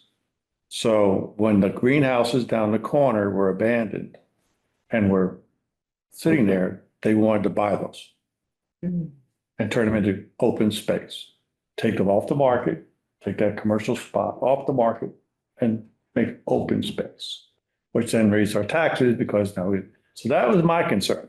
If you think that the people on this committee will be genuinely open to what they're doing, I'm fine. But I've seen it to where the mindset of the people on the committee say, oh, open space, let's get it. That's my concern. You're concerned that the market's going to take it away. I don't see anyone saying we're going to take this empty lot that's got trees on it, that's already open space, and try and grab it to build something on. I see it going the other way, but only one member. So that's why I put it forward. Yeah. I hear what you're saying, Victor. I think I agree with keeping it simple as it is, because this is the committee that's being set up. And the purpose really is to prioritize open space. I mean, that's why it's being set up. So starting to kind of qualify it and saying, while also considering other things, just seems to diminish it a little bit, not add to it. So I think keeping it clean and focused makes sense. It's also, this committee would not have a lot of power or decision making. No. This would be a recommendation committee. Right. So, if the, the mayor of the council was saying, oh, wait a minute, now we gotta, we need this for economic development. That wouldn't. So you're all right, It Victor? wouldn't persuade. I disagree, but that's what discussions are for. so this committee would kind of be like similar to the Sustainable Greenfield Implementation Committee in that it's trying to implement the 2021 Open Space and Recreation Plan. So, And as far as these implementation actions, the first one says, work with the mayor's office to determine whether an open space committee can be created. And that has happened, and the mayor has said, not at this time. And then second one is consider forming an open space committee as a subcommittee of the Sustainable Greenfield Implementation Committee, the Master Plan Committee. That has happened. So that is actually functioning now. And then implement the recreation plan. So that is happening, and that will be in conjunction with. So the first one, not at this time, second one is happening. Yeah. Yeah. I think it's fine to keep them all in there because they're moving forward. And the other thing we can keep in mind too is looking at the lead department or stakeholder. If we think those are proper, or if there might be someone else we might want to recommend to be in there or something like that. So, because I remember when the planning board went through the original master plan, we made some additions. Is there any value in focusing on the ones that are kind of planning related and not doing the others because of our expertise, or should we go through all of them? I think that's a valid point. Well, this is our document. I think we should read through everyone and see if there's Yeah. anything we just, I mean, This will be a planning board document. This is It not, is. this is not a town government document. This is a planning board document. It's the update of the Sustainable Greenfield Plan. yes. And a planning, And there are, just back to your initial comment, there is a whole section on economic development. There's another one on transportation. Isn't that coming next? Well, that's the discussion we have. so let me give a little overview, But if I that's. could. So there's, Who approves this document in the end, though? Just us? No one this else? is, correct, Nobody else, the whole document? correct. This is according to Massachusetts state law. Yeah. A master I plan. apologize for being. Oh, no, that's fine. No. Master plan is a planning board document. And when it was decided in 2012 to do this, the Eric and the planning Yeah. board chair at the time, Roxanne Weidergardner, decided to do a sustainable master plan, which is a type of master plan that was coming around at the time. And then we ended up doing 7 chapters. And so one was natural and historic resources, I see. one was land use, which is next. I take my objection back. Or my recommendation. Oh, Because no, but I wanted to give. I was thinking this was a project of a lot of different folks and we are one of them, kind of commenting Putting it all on. together. And it's somehow going up to a larger group. I didn't realize this is our document, in which case. A lot of different folks have given input. Get way into it, I understand. Yeah, we're the final- But we're owning this thing, so. Correct. But there is an original document from 2014, which, right, Yes. which we Yes. are now dating. Yes, this is 361 pages and it's Yeah. in the, It's online, it's on the website. yeah. And so there are 7 chapters. Yep. We have a reviewing updates of 2, natural, historic and cultural resources and land use. And the others are housing, economic development, transportation, Education. education, which is actually limited to basically the buildings. It's the actual physical resources. It's not about educational procedures or programs. And then public facilities, services, and energy. Yeah. So those are the 7 chapters. There's actually 9. Hmm. There are 9 in the original. There are 9 chapters. 7 chapters. The one I'm looking at here. Okay, yeah, if you don't count the first 2, yeah, land use, transportation, okay. Don't count. No, you're right. I'm not I'm just counting table of contents. One is acknowledgement, 2 is executive. They don't summary. count. There are 7, They you're don't right. count. It's George late. wins this argument. It's late. No, you started there 7. Come on, I know that. And it's a pretty typical breakdown of themes So, as far as plans go. yeah, so it is a pretty, it's painstaking going through these, word by word, and, I'm open to the board. Tell me how much we want to go through tonight, and when we want to stop and pick up for next time. You proceed? Keep going? Yes. Okay, so, the next, goal is increase the urban tree canopy and expand urban green space. There's 3 strategies for that. One is to increase the city's ability to plant and care for trees and make tree planting a regular part of city operation. Implementation action is increase municipal funding for DPW to conduct more tree planting and maintenance in tree belts, parks, and other public spaces. So that's mayor and city council because it's increasing funding. Then increase the staffing and capacity of the forestry division, the DPW, to provide season-long watering of new trees and preventative tree maintenance to avoid more costly tree maintenance or removal in the future. Then update practices and procedures for sidewalk and street construction and or replacement to include street trees as a standard component. When planting trees where sidewalks are not currently present, site trees so as to not inhibit the future construction of new sidewalk. That's To always tricky. Huh? That's always tricky.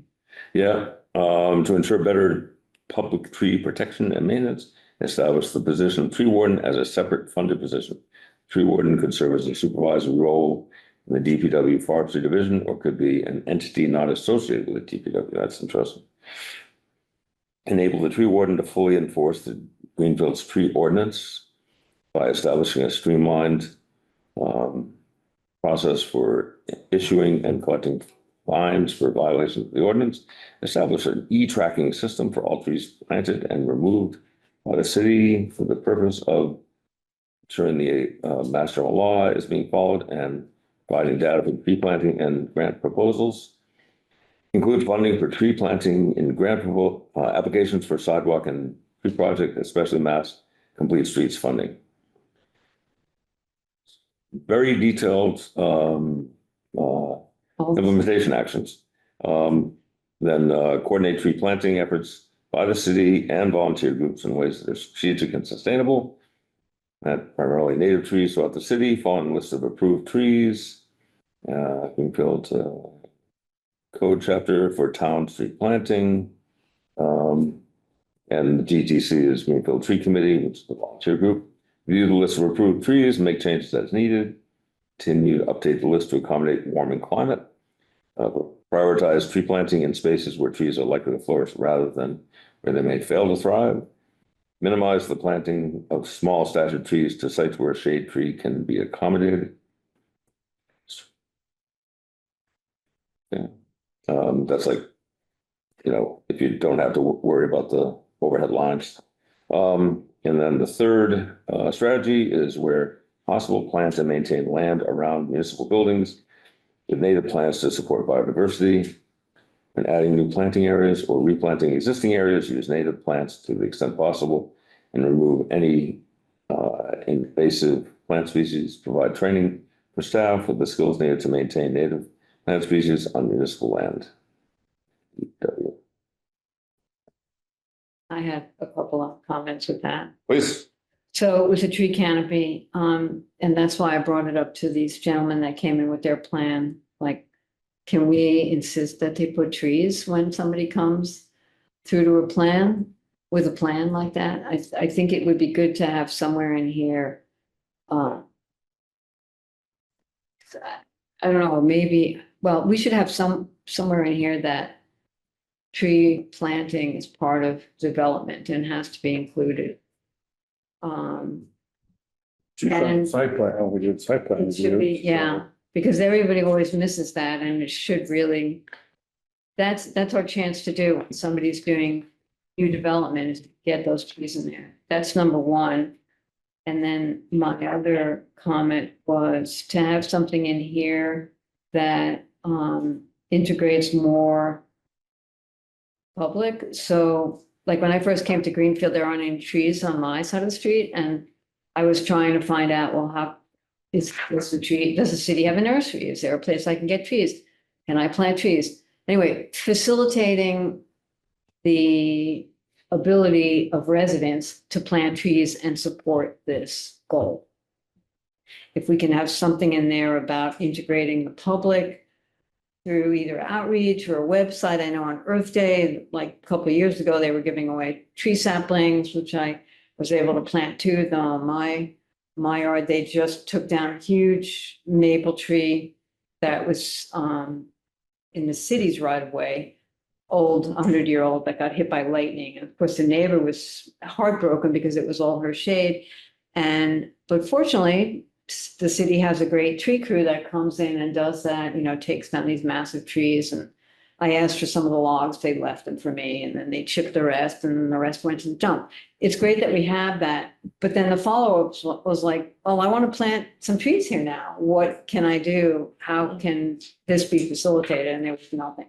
So anyway, just to somehow make it a little easier for citizens, homeowners to have a partnership with the city to get more trees in. And I don't know if there's a way we can codify that or add that into that. But Sure. Those are my 2 comments. So one is a planning board that we make sure that even if we have to put it in our bylaws, that there is tree planting program, because it's so important for stormwater management and heat island and, cooling, et cetera. But it has to be done in coordination because we've got overhead wires, we've got all sorts of things, and you want the right species. And so I think a little bit more partnership between the public and either us or whatever would go a long way in making this successful. Well, it's interesting as you. Am I making sense? Yeah, Kinda you do, rambling on when you, here. when you say that, if I read the actual NHC resources 2.1, increase the city's ability to plant and care for trees. And it Let's kinda- add it- citizens. too. Yeah, it's City very and much written community, from yeah, what will yeah. the city government do? Right. I mean, city could be conceived more broadly, but I don't think it. What's the wording again? Increase. Well, citizens and residents or something. Yeah. What, how's it worded right now? Increase the city's ability. So just add citizens.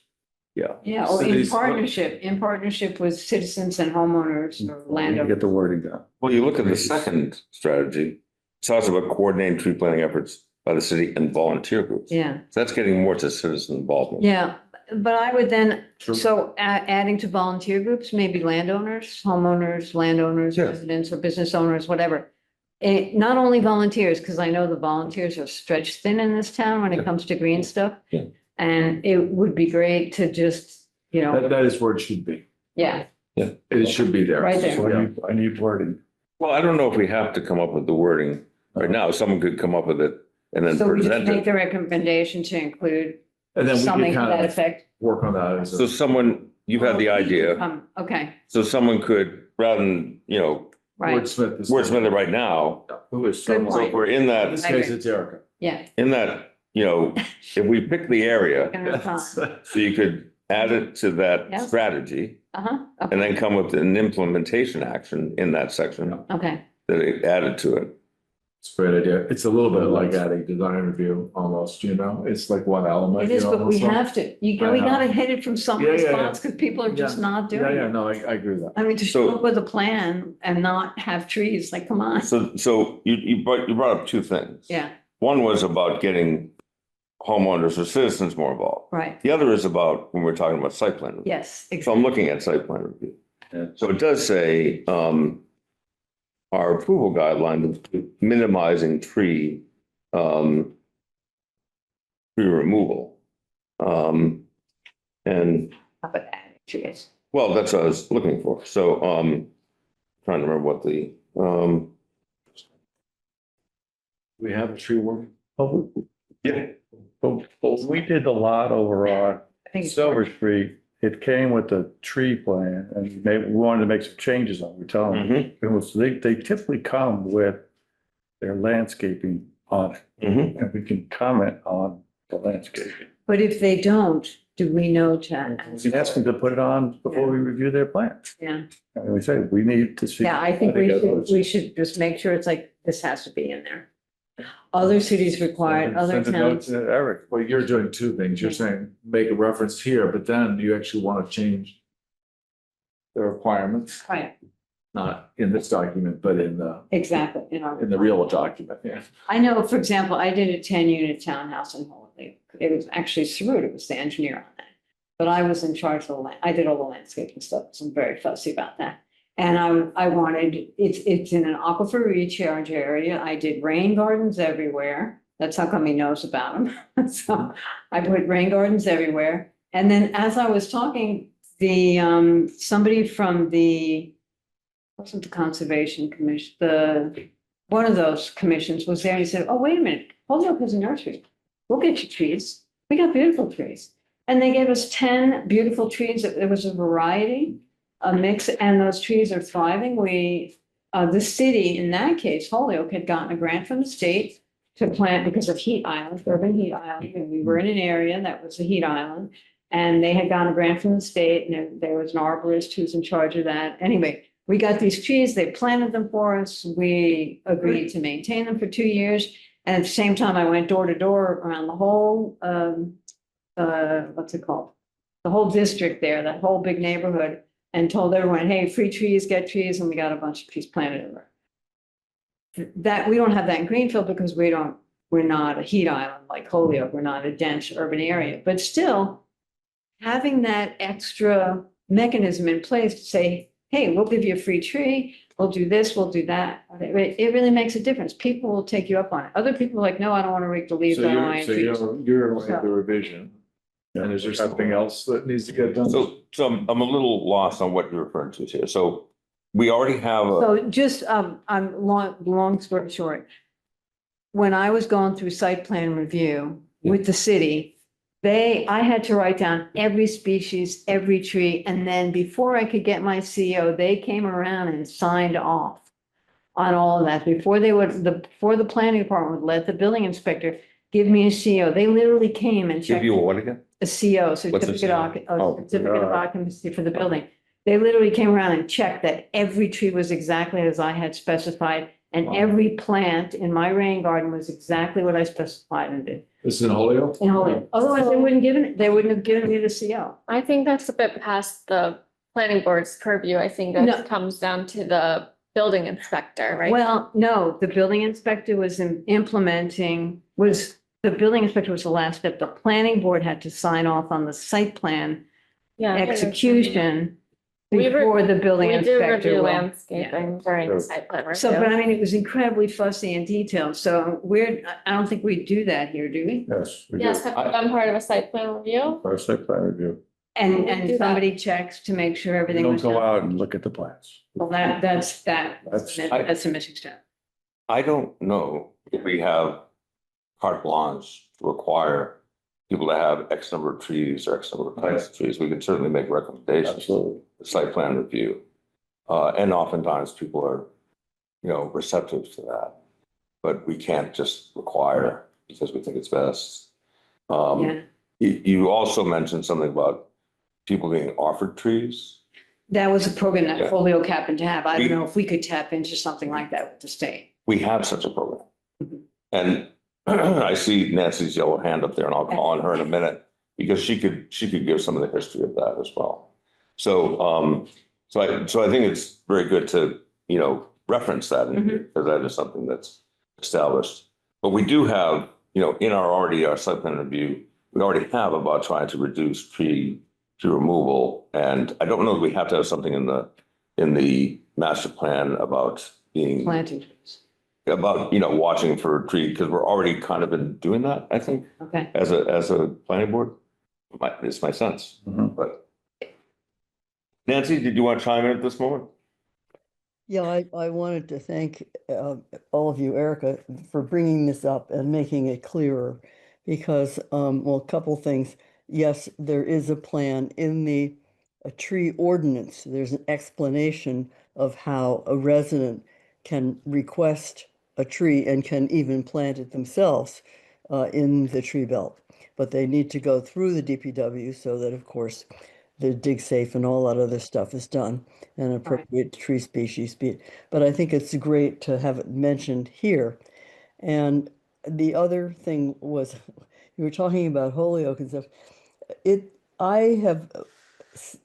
I don't actually know all of the how the planning board works, but in the past, I have seen plans passed that had trees on the plan, and then the trees never materialized. So it's really, really important for the planning board or whoever to verify before it moves on that in fact they did what they said they were going to do. Exactly, my point. No, that is a good point, and I'm not sure what the mechanism is. It's not the planning board. That's the, Well, the way they did it in Holyoke was the head of the planning, well, there they have a designated town planner, city planner, and he came and did the inspection So this is the Eric, go out. Take a look. and drive around. checked. He had the Yeah, plans that we this is- submitted and he I checked. love you giving them everything. more work. that's not our system here. It's the inspection buildings who does all the compliance. The with final any- compliance. So we just have to make sure that he's aware to check the trees. I couldn't. Whatever the plan was approved, that the landscaping is right. I don't know how much sway we have over those things being followed up on, but that's my understanding of what the mechanism ideally Yeah. is. Well, I think in a city, the reason why they did it that way is it removes that extra burden from the building inspector.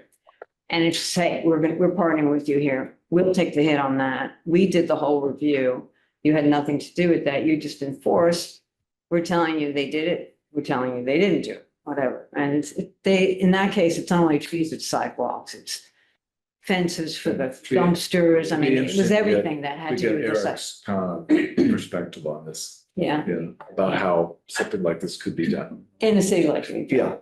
Yeah. Yeah, But I say all that not to turn it into this, that we become a police state around trees, but just to find ways to make sure we keep reminding people, get trees in there. And there are ways Oh, to get trees from the city or whatever. with many, with many follow-ups on conditions.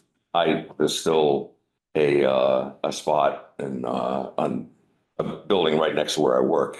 When I go over to visit a client in there and I walk by a spot where there was a condition that there would be a bike rack and.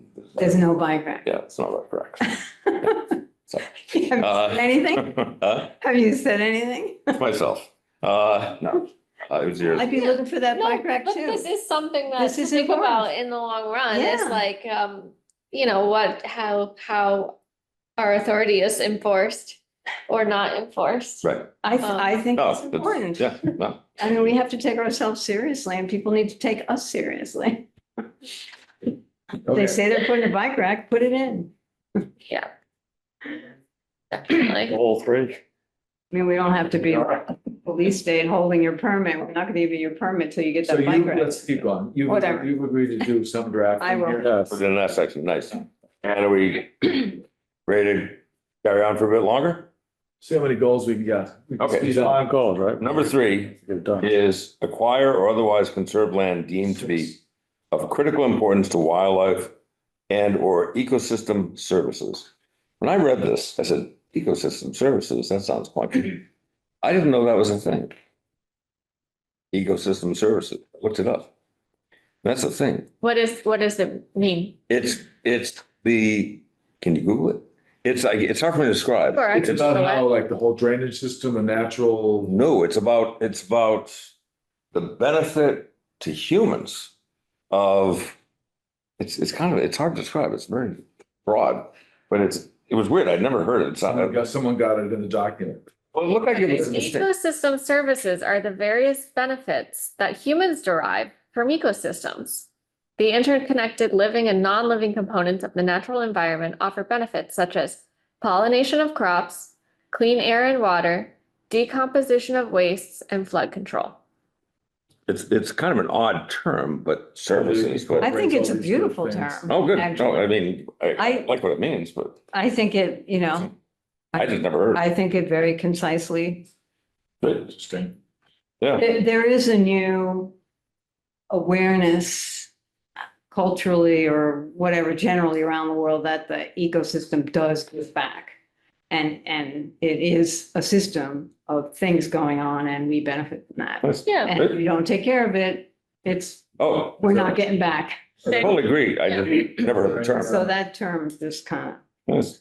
sums it all Yeah. up. Okay, goal number 1, identify parcels of critical importance. Implementation action, develop a prioritized inventory of natural resources in Greenfield, including open space, wildlife habitat, view corridors, heritage landscape, water resources, and agricultural land. Use the inventory to prioritize the preservation of these resources in all decision-making processes. That would be the planning department, the open space task force, Conservation. Concom, and SGIC. Next is create a biodiversity conservation plan that identifies existing natural habitats and communities in Greenfield. Habitats and communities of wildlife, I guess, in Greenfield, and prioritize conservation and restoration areas. Same Has people. any of this been done, George? I don't think so. Not that I know of, you know. But who would even be responsible for developing an inventory That's before the you do job. this? Well, the lead departments or stakeholders are listed there. I don't know if any of them agree to It's a big job, especially it. according to Eric, is that we don't have our GIS subscription. anymore. I don't know how. Really? we begin. Yeah, there's some, we don't have the full capacity on the GIS thing. I guess they're working on it, but That's concerning. yeah. I mean, because a lot of that would be done with GIS mapping and you could like Hatfield, they did, they applied for a grant from the state for sustainability and, flood mitigation. And I was part of a whole public planning process. We were identifying strategies for flood mitigation and, to be more sustainable as a community. And one of the things that we came up with was localized mapping of flood areas because the FEMA flood maps are very broad and they don't really show at a granular level what's going on from parcel to parcel. So that was one thing that they came up with, was that the community was going to do it neighborhood by neighborhood, residents would map whenever they could say, yeah, my lot, this runs over here, whatever. To all this stuff that they're looking to do here, it's a lot of work. Well, it's a 10-year plan, so hopefully Yeah. in 10 years, we'll get the GIS back. But it's on us too. Yeah. Next strategy, develop the city's ability to conserve parcels of critical importance when opportunities arise. Action, set goals for land acquisition and or protection, efforts while encouraging private land stewardship and protection. And this includes land trusts as well as Concom and the mayor. Focus resources and efforts on the prioritized inventory and or most threatened / critical areas. Strategize about how CPA funds may be used to acquire and or conserve high priority parcels in partnership with other organizations. And next, strategy, identify and protect existing wildlife corridors. Work with land trusts, conservation organizations, and other groups to acquire or otherwise protect parcels along the Green River and its tributaries, as well as along ridge lines in the west and on the Pocumtuck Ridge / Rocky Mountain. Develop conservation overlay districts for critical terrestrial habitats, considering existing plans such as FERCog's pollinator plan. And adopt a river corridor protection zoning overlay district based on the map delineated for the Green River Corridor Mapping and Management Report and the accompanying model legislation. That would involve us as well as the. So I guess Eric has to be working on this right now, and then we help him with Is some he? of these things. There's a lot of stuff to do. Well, I don't know if he is, but two of the last two would involve us as far as Yeah, overlay districts or You mean in that last goal, I mean? and well, the also, last and also two the first implementation two, actions, the first two and the last two, Yeah. basically all of them. because developing an overlay Do you district. know, has there been much discussion about a river corridor protection zoning overlay district? I think in the original master plan, there was some reference to that. But it is identified here as new, so. Maybe. Any. Justin or speaking? When this is new, who's proposed? Well, this came out of, again, this process was the Conway School, was involved in this process. There were 4 members of the, SGIC who worked Were you with, part of this, George, or was that, anybody from the planning board or? no. So 4 members of the SGIC, Nancy, Yeah. Eric.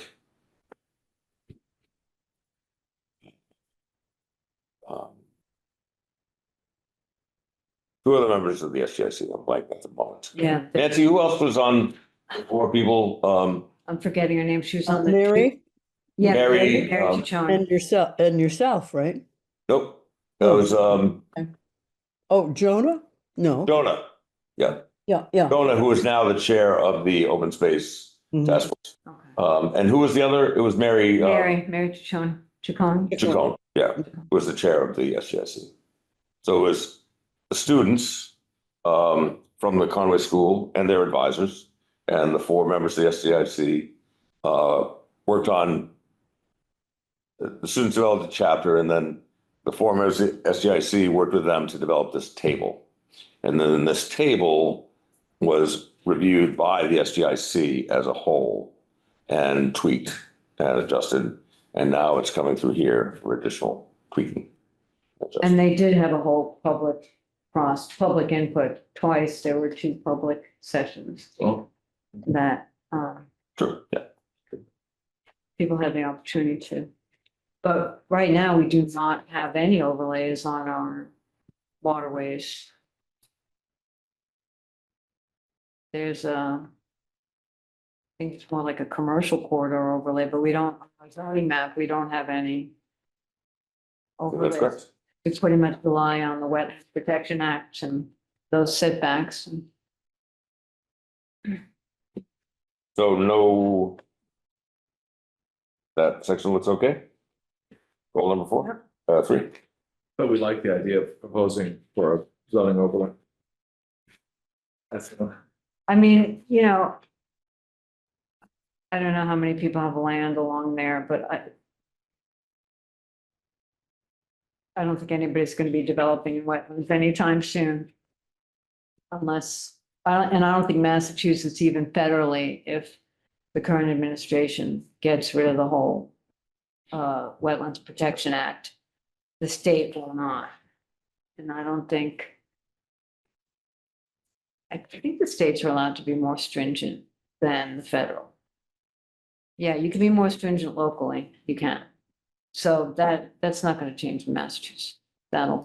We'll still have those buffers that are already in place with the wetlands protection.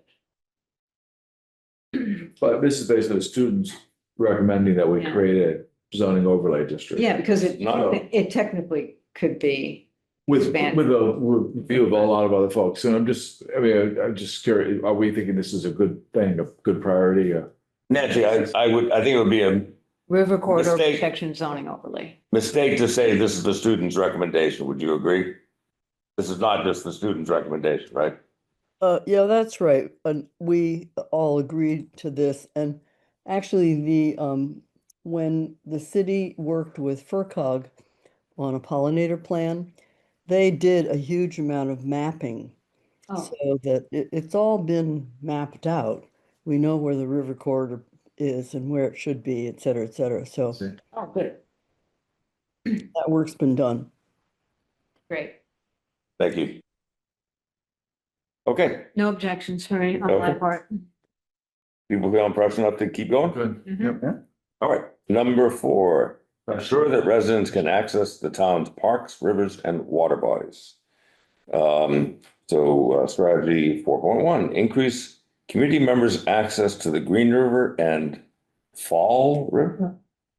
What's the Fall River? Oh, come on, It's discussed a lot in this. Are you serious or are you being facetious? No, Yeah. what is it's it? our border. It's the border between Gill and, It's where the original factory Yeah. was. it's, Really? yeah. That's not the Fall River. Do you have this, these revisions printed out? Cause it's in a couple of, I can Oh, this- flip through this? and get it for you. Oh, that's okay. I can find it. Oh, Thank okay. you. And it's one of the rivers in Greenfield. Okay, Yeah, on the border.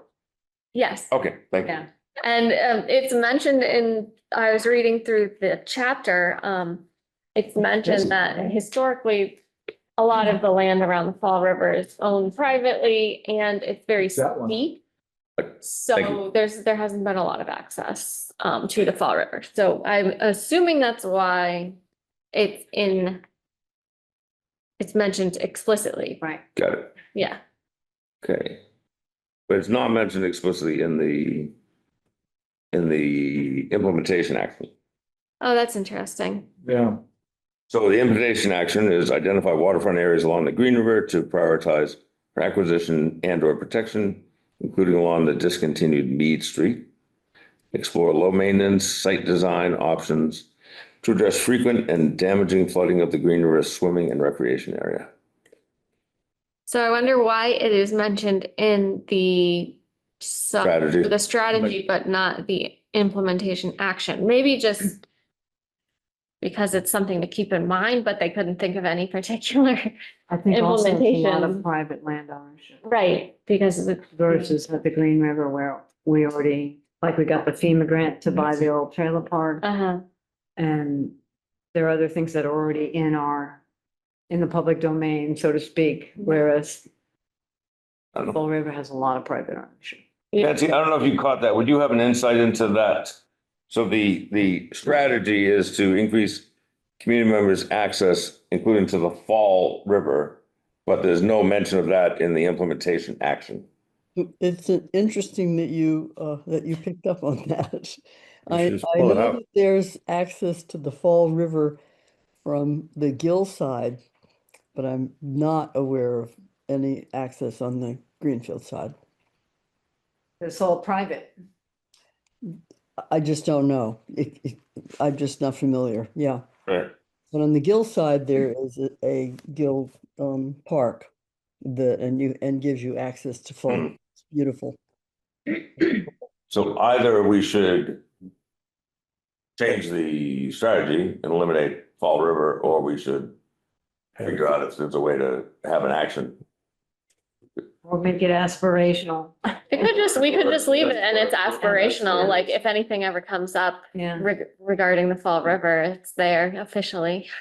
Well, since I was so ill-informed that I didn't over the Fall River, I'll look into it and see if there's any way. we can do that. Take a trip over to Gill and see the Fall River. Fall River also. You know, Factory Hollow, that little road. I absolutely do. I remember biking down that and said, man, if I could only, if the bridge was still there, I would love to do There that. you go. Yeah, That's the river. yeah. Fall River also runs through the town of Bernston. Yeah. North of Greenfield. It's not topographically as accessible as the Green River is. Right. No, it's steep. It's because it's on the fault line. That's where the big fault line is. So, Well, aspiration is one thing, impossible is another. Yeah. It shouldn't be in the we need document. if we another, can't we act need an on it, earthquake. right? Huh? I don't think it should be in the document if we can't act on it. That's what I'm thinking. I'd like to give that a little more thought and come back to it, but I put a question mark there myself. That's Uh-huh. the road on the river. Okay, There is a Yeah. big. I'm gonna research that. Get over my embarrassment. Okay, the next strategy, ensure just and equitable access to green spaces. Assess whether residents in environmental justice areas are within walking distance of parks and or green spaces.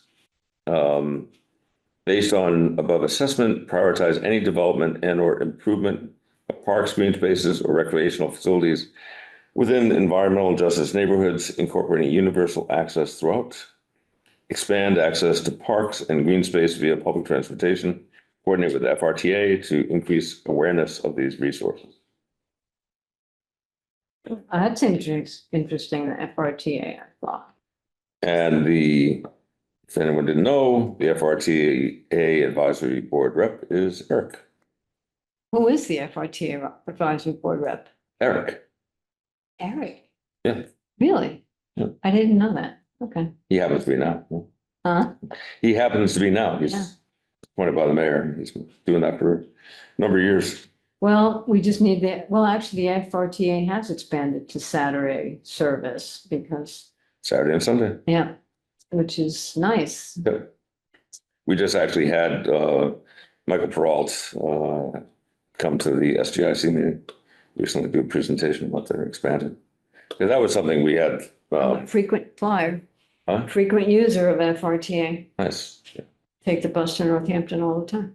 Because that, when we were doing the developing the first master plan, I was the chair of the transportation subcommittee, and we talked about it being, it's essentially like a public utility, even though it's not technically part of the city. And yeah, reference it a lot. I'm always amazed we have as much as we have. People say it's not enough. I'm like, look at Franklin County, look at our community, how unendowed we are, and we still have public transportation that is free. Be grateful for what you do have. Obviously, we would love more, but this is amazing We were, until fairly recently, that we have this. when we got weekend service, we were the only RTA of the 11 who Without- had no weekend service. know. And they developed, got a grant and developed the access program, Mhm. if you've heard of that. And there's a mini transit And so it's door-to-door service, kind of Uber-like, On demand, yeah. $3 Demand service. trip. And it was very successful. It's been copied all over the state and beyond. Oh, that was from Franklin County. Yes, Wow, FRTA. I didn't know we started. FRTA. Yeah, That's great. Who's eligible to use it? anybody. Anybody. Yeah, it's But a lot of fantastic. seniors without cars, they take it to get to doctor's appointments, to go to the hospital, whatever they. A lot of folks with disabilities I work with. Yeah. Fantastic. Yeah, and very innovative. So Yeah, it's good. You literally Little- schedule in advance, they show up, pick you up and bring. little RTA that could. How far do they go? A few towns I can. You look it up on the website, they've got a great website. It's Yeah. the Access Program. Anyway, They even have an app. There's, really interesting. they have an app. I sign up for that. Oh, yeah, yeah. No, it's You can great. get It's the great. app and you can Anyway. schedule it on your phone. It's about 8:30. Are we wanted to plug away? We wanted to call it a night? Finish it. No, let's finish it. Come on. I almost want done. to call it a night Oh, you soon, do? yeah. But I'm up for a few more minutes. So we got, okay, we're halfway through. We have eight goals. I'm willing to call it a night. We've done a lot of work tonight. Is there objection to saying we've done good work tonight? We have a few more items. Yeah, and I have Is something I there- want to add. Is I'd there a say way if that we're- we could? Sorry. What was that, Peter? I was just gonna say, I'd say if we're halfway through, that we just continue the other half to the next meeting. Very good. Okay. I just wonder if there's a way that we can commit that we would not just read it, but identify any things that we want to talk about, and we could go that way rather than go through it? Or does that Might not be- work for people? And would you rather kind of go through everyone? It might be quicker. I mean, my comments, I had read it before, so I knew what my comments were, but, I mean, I was funny rather than making you read the whole thing and Yeah. do it that way. Could we do it by you asking for our, because does anybody have a comment in this section? Or would you rather not? I'm just throwing it out to I'll just say my hesitation is I've seen minutes approved that have No one read. typos in it and stuff like that. And this is an enduring document. Yep. And there's parts in here where things got cut off. And I don't know what the words are after, go after them and stuff like that. And Yep. I don't know. It's pretty. That's fine. I mean, I'm fine with doing it this way. And it's helpful to hear it and go through it together, I think, not just individually, but. Yep. You know, Well, it's and- worth the effort, I think, for something so, you know. I'm just imagining how much of this we have to do and how long it's gonna take us, but. oh, we are. That's why we're here. Oh, I know, but we have the other ones too. Yeah. Sections. But we Okay. were not part of that committee process either, so So we haven't really had a shot. at Doing it. all of yeah. very fine tuned mix. All right. Yes, I okay. withdraw. Hey, all right, so we continued and we're gonna do that tree thing and I'm gonna find the Fall River. Okay, so, and, Fall, don't fall. okay, so the next thing is very quick. So this is about, and I know it was confusing last time because what we're now reviewing is National Historic, Cultural, and Land Use, which we'll get to next. Those were both done in conjunction with the Conway School. The next thing, there are five other chapters. And the SGIC, after passing these two along to the board, it said, what one would be good to do next? And as I had mentioned before, they thought, oh, economic development. Because housing didn't seem necessary because there's so much stuff going on with housing. There's been a housing study, a lot of things are developing, ADUs and other projects that are happening. That didn't seem necessary. And transportation, it didn't seem pressing. Education, again, that's just about the facilities for education, and the public facilities, service and energy seems to be addressed by the departments that are over in charge of those. So it seemed that economic development came to the fore because we've had the pandemic impacting things so much. And so there's a lot of changes around that. And so So I need downtown. right, and with the downtown redevelopment. So the SGIC said, let's do this. What I failed to do as the planning board representative on the SGIC that didn't come back to you guys immediately and said, hey, that's what the SGIC is recommending. Are you guys okay with that? So I just wanted to, I had brought it up before and no one objected and no one said, oh, let's do this instead. I just wanted to get official thumbs up or that there's no objection to the SGIC pursuing, doing a review of economic development. After we do historical and land use, it makes perfect sense. Do we need to take a vote on this, or is this simply a discussion and you just want everyone to say, okay? Or that there's no objection, that you're supportive of that and you would welcome the SGIC work on that. Yeah, it seems fine to me. No objection, Peter? Very good. Okay, that's it. I just, Where do we get copies of these other? Are they on the website? this, These other drafts? this is the master plan. It's on the website. Okay, this is the actual 2014, nothing Correct. else that's been changed. Yeah. Or been new recommendations. Right, This would kick off a process to now turn that group to focus on economic development. right. It's kind of underway, so it's a little belated. That's But why I was but it hasn't, wondering, they haven't prepared anything yet. Okay. Okay. as long as everybody's okay with it, we just. We're good. And I think it's the right priority. Okay, very good. Okay, so, planning board discussion, we'll continue about city's hybrid meeting rules. And I know last time there was a consensus, if it's a public hearing, shouldn't continue. And again, it's just, There was more to it as I recall. please, They were expecting us to put together guidelines for our group with these hybrid meetings. And our discussion or our feeling was that we shouldn't set up guidelines for the planning board separate from any other board or any other entity. So it really should be some overarching body that puts together these guidelines that we all follow. So that's kind of, we kind of like punted it. It's unfortunate. That's what I can do because we didn't, at that meeting, we didn't think that we should say, okay, this is what we're going to do in the planning board gotcha. in isolation of everybody. I heard that in the recording and I saw that in the minutes. I haven't had a chance to go to the clerk or the mayor to, right, totally get it. Because you're really going to confuse people. Yeah. Totally get it. And I know that it is confusing because it says that in an event we posted it and an emergency subsequently makes either in-person or remote impossible, we should consider the practicality of rescheduling. But this doesn't seem, if there's a broken link, is that an emergency? What is that? That's a mistake. That's not an emergency. So I don't know. So, So I have a technical question. So we have to respond to submissions within a certain amount of time. We have a time delay, right? so what do you mean? Certain plans? things- Right. Complaints or people submitting something to the planning board for approval. Don't we have to turn a response around in a certain amount of days? Oh. Yes. And how, if our meeting gets canceled because of a Right. technical glitch or Right. whatever, Right. how does that affect that? Does that automatically extend the time? That was That's the tricky. only question I had about that. Yeah, I don't know, does. What's this? that's a good question. Yeah, I don't know. My understanding is you have to reschedule the meeting to still within the time limit, Okay, within. the time. within, Try. Wow. within. No, it is tricky. Especially if you're already at the edge of that time. Yeah. Right. I like the approach that you've suggested, George, of what we've maybe come up with of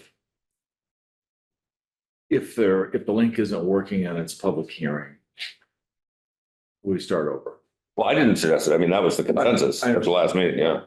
But, you know, if the link is, if you I'm saying for, I didn't write that down. I wrote down, if the link is broken, we cancel the meeting. You're talking about just for a public hearing? public hearings, So if it's a regular meeting like today, we wouldn't have to cancel the meeting. Correct. Say it's not a. We're public not hearing. taking action on it. Say it's not a public hearing. well, it's not that we're not taking action. I mean, we're not, yeah, you're right, we are taking action, but And related to this, a couple of things. I assume everyone had a chance to read the Attorney General's response to the open meeting law complaint. And a couple of things from there, somewhere in the footnotes, that actually we had been incorrect about the official place of notice. It's not the clerk's office. That in 2013, it was adopted that the municipal website is the place. And on the our webpage, it says, please check the calendar. the scheduled meeting information, including agendas. So essentially it's the calendar, The calendar is the right, thing. is the thing. And it So- it always works. I've been able to always log in to anything from the calendar. Well, if, That's what I go to. being- I'll ask Peter. Peter, my understanding, I wasn't at the February meeting. And I know, Victor, you were able to get in. Yes. My recollection, Peter, you weren't able to get into that meeting. No, I was not. Yeah, you tried, but you weren't able to. But I think Peter only used the link. The Right. link That's didn't work. correct. The link brought you to the January 24th Right. meeting. It's a Jan, I'm like, so what I did, I went back Good. and input. No, I got you. And partly, the AD said it wasn't a violation because it was possible using the various means to get in there. The other thing that was interesting is the state, our ordinance exceeds the state's requirements. The state does not require remote access to meetings. No. Interesting. Doesn't. And they actually wouldn't rule on whether or not, even if they wouldn't address whether or not it would have been a violation of our law because they don't, That's not their business. that's not their business, right? They wouldn't even have acted on that. So it's just interesting. I mean, we're trying to provide additional access, but it does make it more complicated. Yeah, well, they You have know, kind of a minimum standard, you Yeah. know, this is sort of the minimum standard for open meeting access. It's not all you can do. Yeah, I think we as a community are trying to be more ambitious about Well, providing access, but Yeah. it I mean, and presents more there's a challenges. huge cost to that Yeah, because Yeah. it requires all sorts of resources that, yeah. you know, it's great that we're doing that. So I will, and I'm sorry that I Not didn't, always perfect though. in the interim, having heard the board's wish to follow through with a more centralized response of what are these scenarios, what should we do? I will follow up with the mayor and the clerk's office and try to get a response on that. Okay, so we already dealt with the A and R. And we can quickly deal with the Community Preservation Committee because I put this on there from previous information from Peter that he was going to not be able to continue service, but you have since given me different news, Peter. You want to share with the board? Well, based on my promotion, my work hours changed. So that gave me some greater flexibility to be able to attend. You're going to remain on the board? On the Yes. committee, yeah. You're gonna- Excellent, Congratulations on your promotion. yeah. Thank you. That's great. I really appreciate it. And because I know, Tom, you had said you were interested, but it wouldn't work out schedule-wise anyway, so. Mhm. That's great. Just want to mention as far as in the board and staff report thing, I didn't mean to be kind of scolding when you guys were kind of having a side chat before. Oh, sorry about that. Well, the only reason You're right. well, the reason I Right. said is anything we say up here is supposed to be audible to the public. So it's a discipline to make sure, people can hear everything. The other thing I wanted to mention is It's helpful to know that. So two people can't have a side conversation. You're not really supposed to do that. And we shouldn't in a meeting anyway. Yeah. I can't even remember what we were talking about. No. Clarification on something silly, but whatever. No, it. No, but probably- you're absolutely right. Yeah. No comment. Well, I appreciate that. Yeah, no, sometimes it's helpful because you're trying to get clarification. Oh, is it Well, I this? was rather than asking the whole group, I was gonna ask you. Yeah. Bother everybody, Yeah. but then the people wonder, what are they talking about? And I just don't wanna bother everybody. But you were quiet. It wasn't disruptive. It's just, and a lot of times it's easier to asking the whole group, but it's just the Well, it does ethic. it creates, who knows what people. Right. It's just the ethic of everybody being able to hear. Yeah. And the other thing is, there had been the issue of what could be announced at the last minute kind of thing. And if stuff had to be on the agenda, as far as like you had asked about trainings or announcements or something like that. And so this came up at the recent city council meeting. And some council member had brought up something within the 48 hours of questions they were going to ask the school superintendent. And basically, if something couldn't have been anticipated by the chair, it was okay to bring up. So if someone has an announcement or someone has a training they're aware of, and you have it with plenty of notice, just get it to me and Eric ahead of time. And that's great. So it can be put on the agenda. But if something comes up at the last minute and you just want to bring it up, that's okay. Just because I couldn't have anticipated it was going to be brought up. So I just wanted to clarify about that. So the attorney for the town. It's not a whole discussion item to put on the agenda. You're saying it's just an announcement. Correct. And if it couldn't have been anticipated, then it's okay. So I have a follow-up question to that comment then. So what if we have a question? General questions that applies to our protocol. Can I ask that here or do I have to put it in writing? About a protocol. Yeah, or about, yeah, for example, well, can I ask my question? Sure. Okay, so my question is, when the public is presenting. Yeah. Can we ask them a question or ask them for clarification? Yeah. And we could, so outside of their, let's say, 3 minutes or 5 minutes or whatever they have, can we then extend and say, hey, can you please explain that, or can you cite Get this into a example conversation. where it can you provide more detail? I want to look at this or whatever. Is that possible to do? Yeah.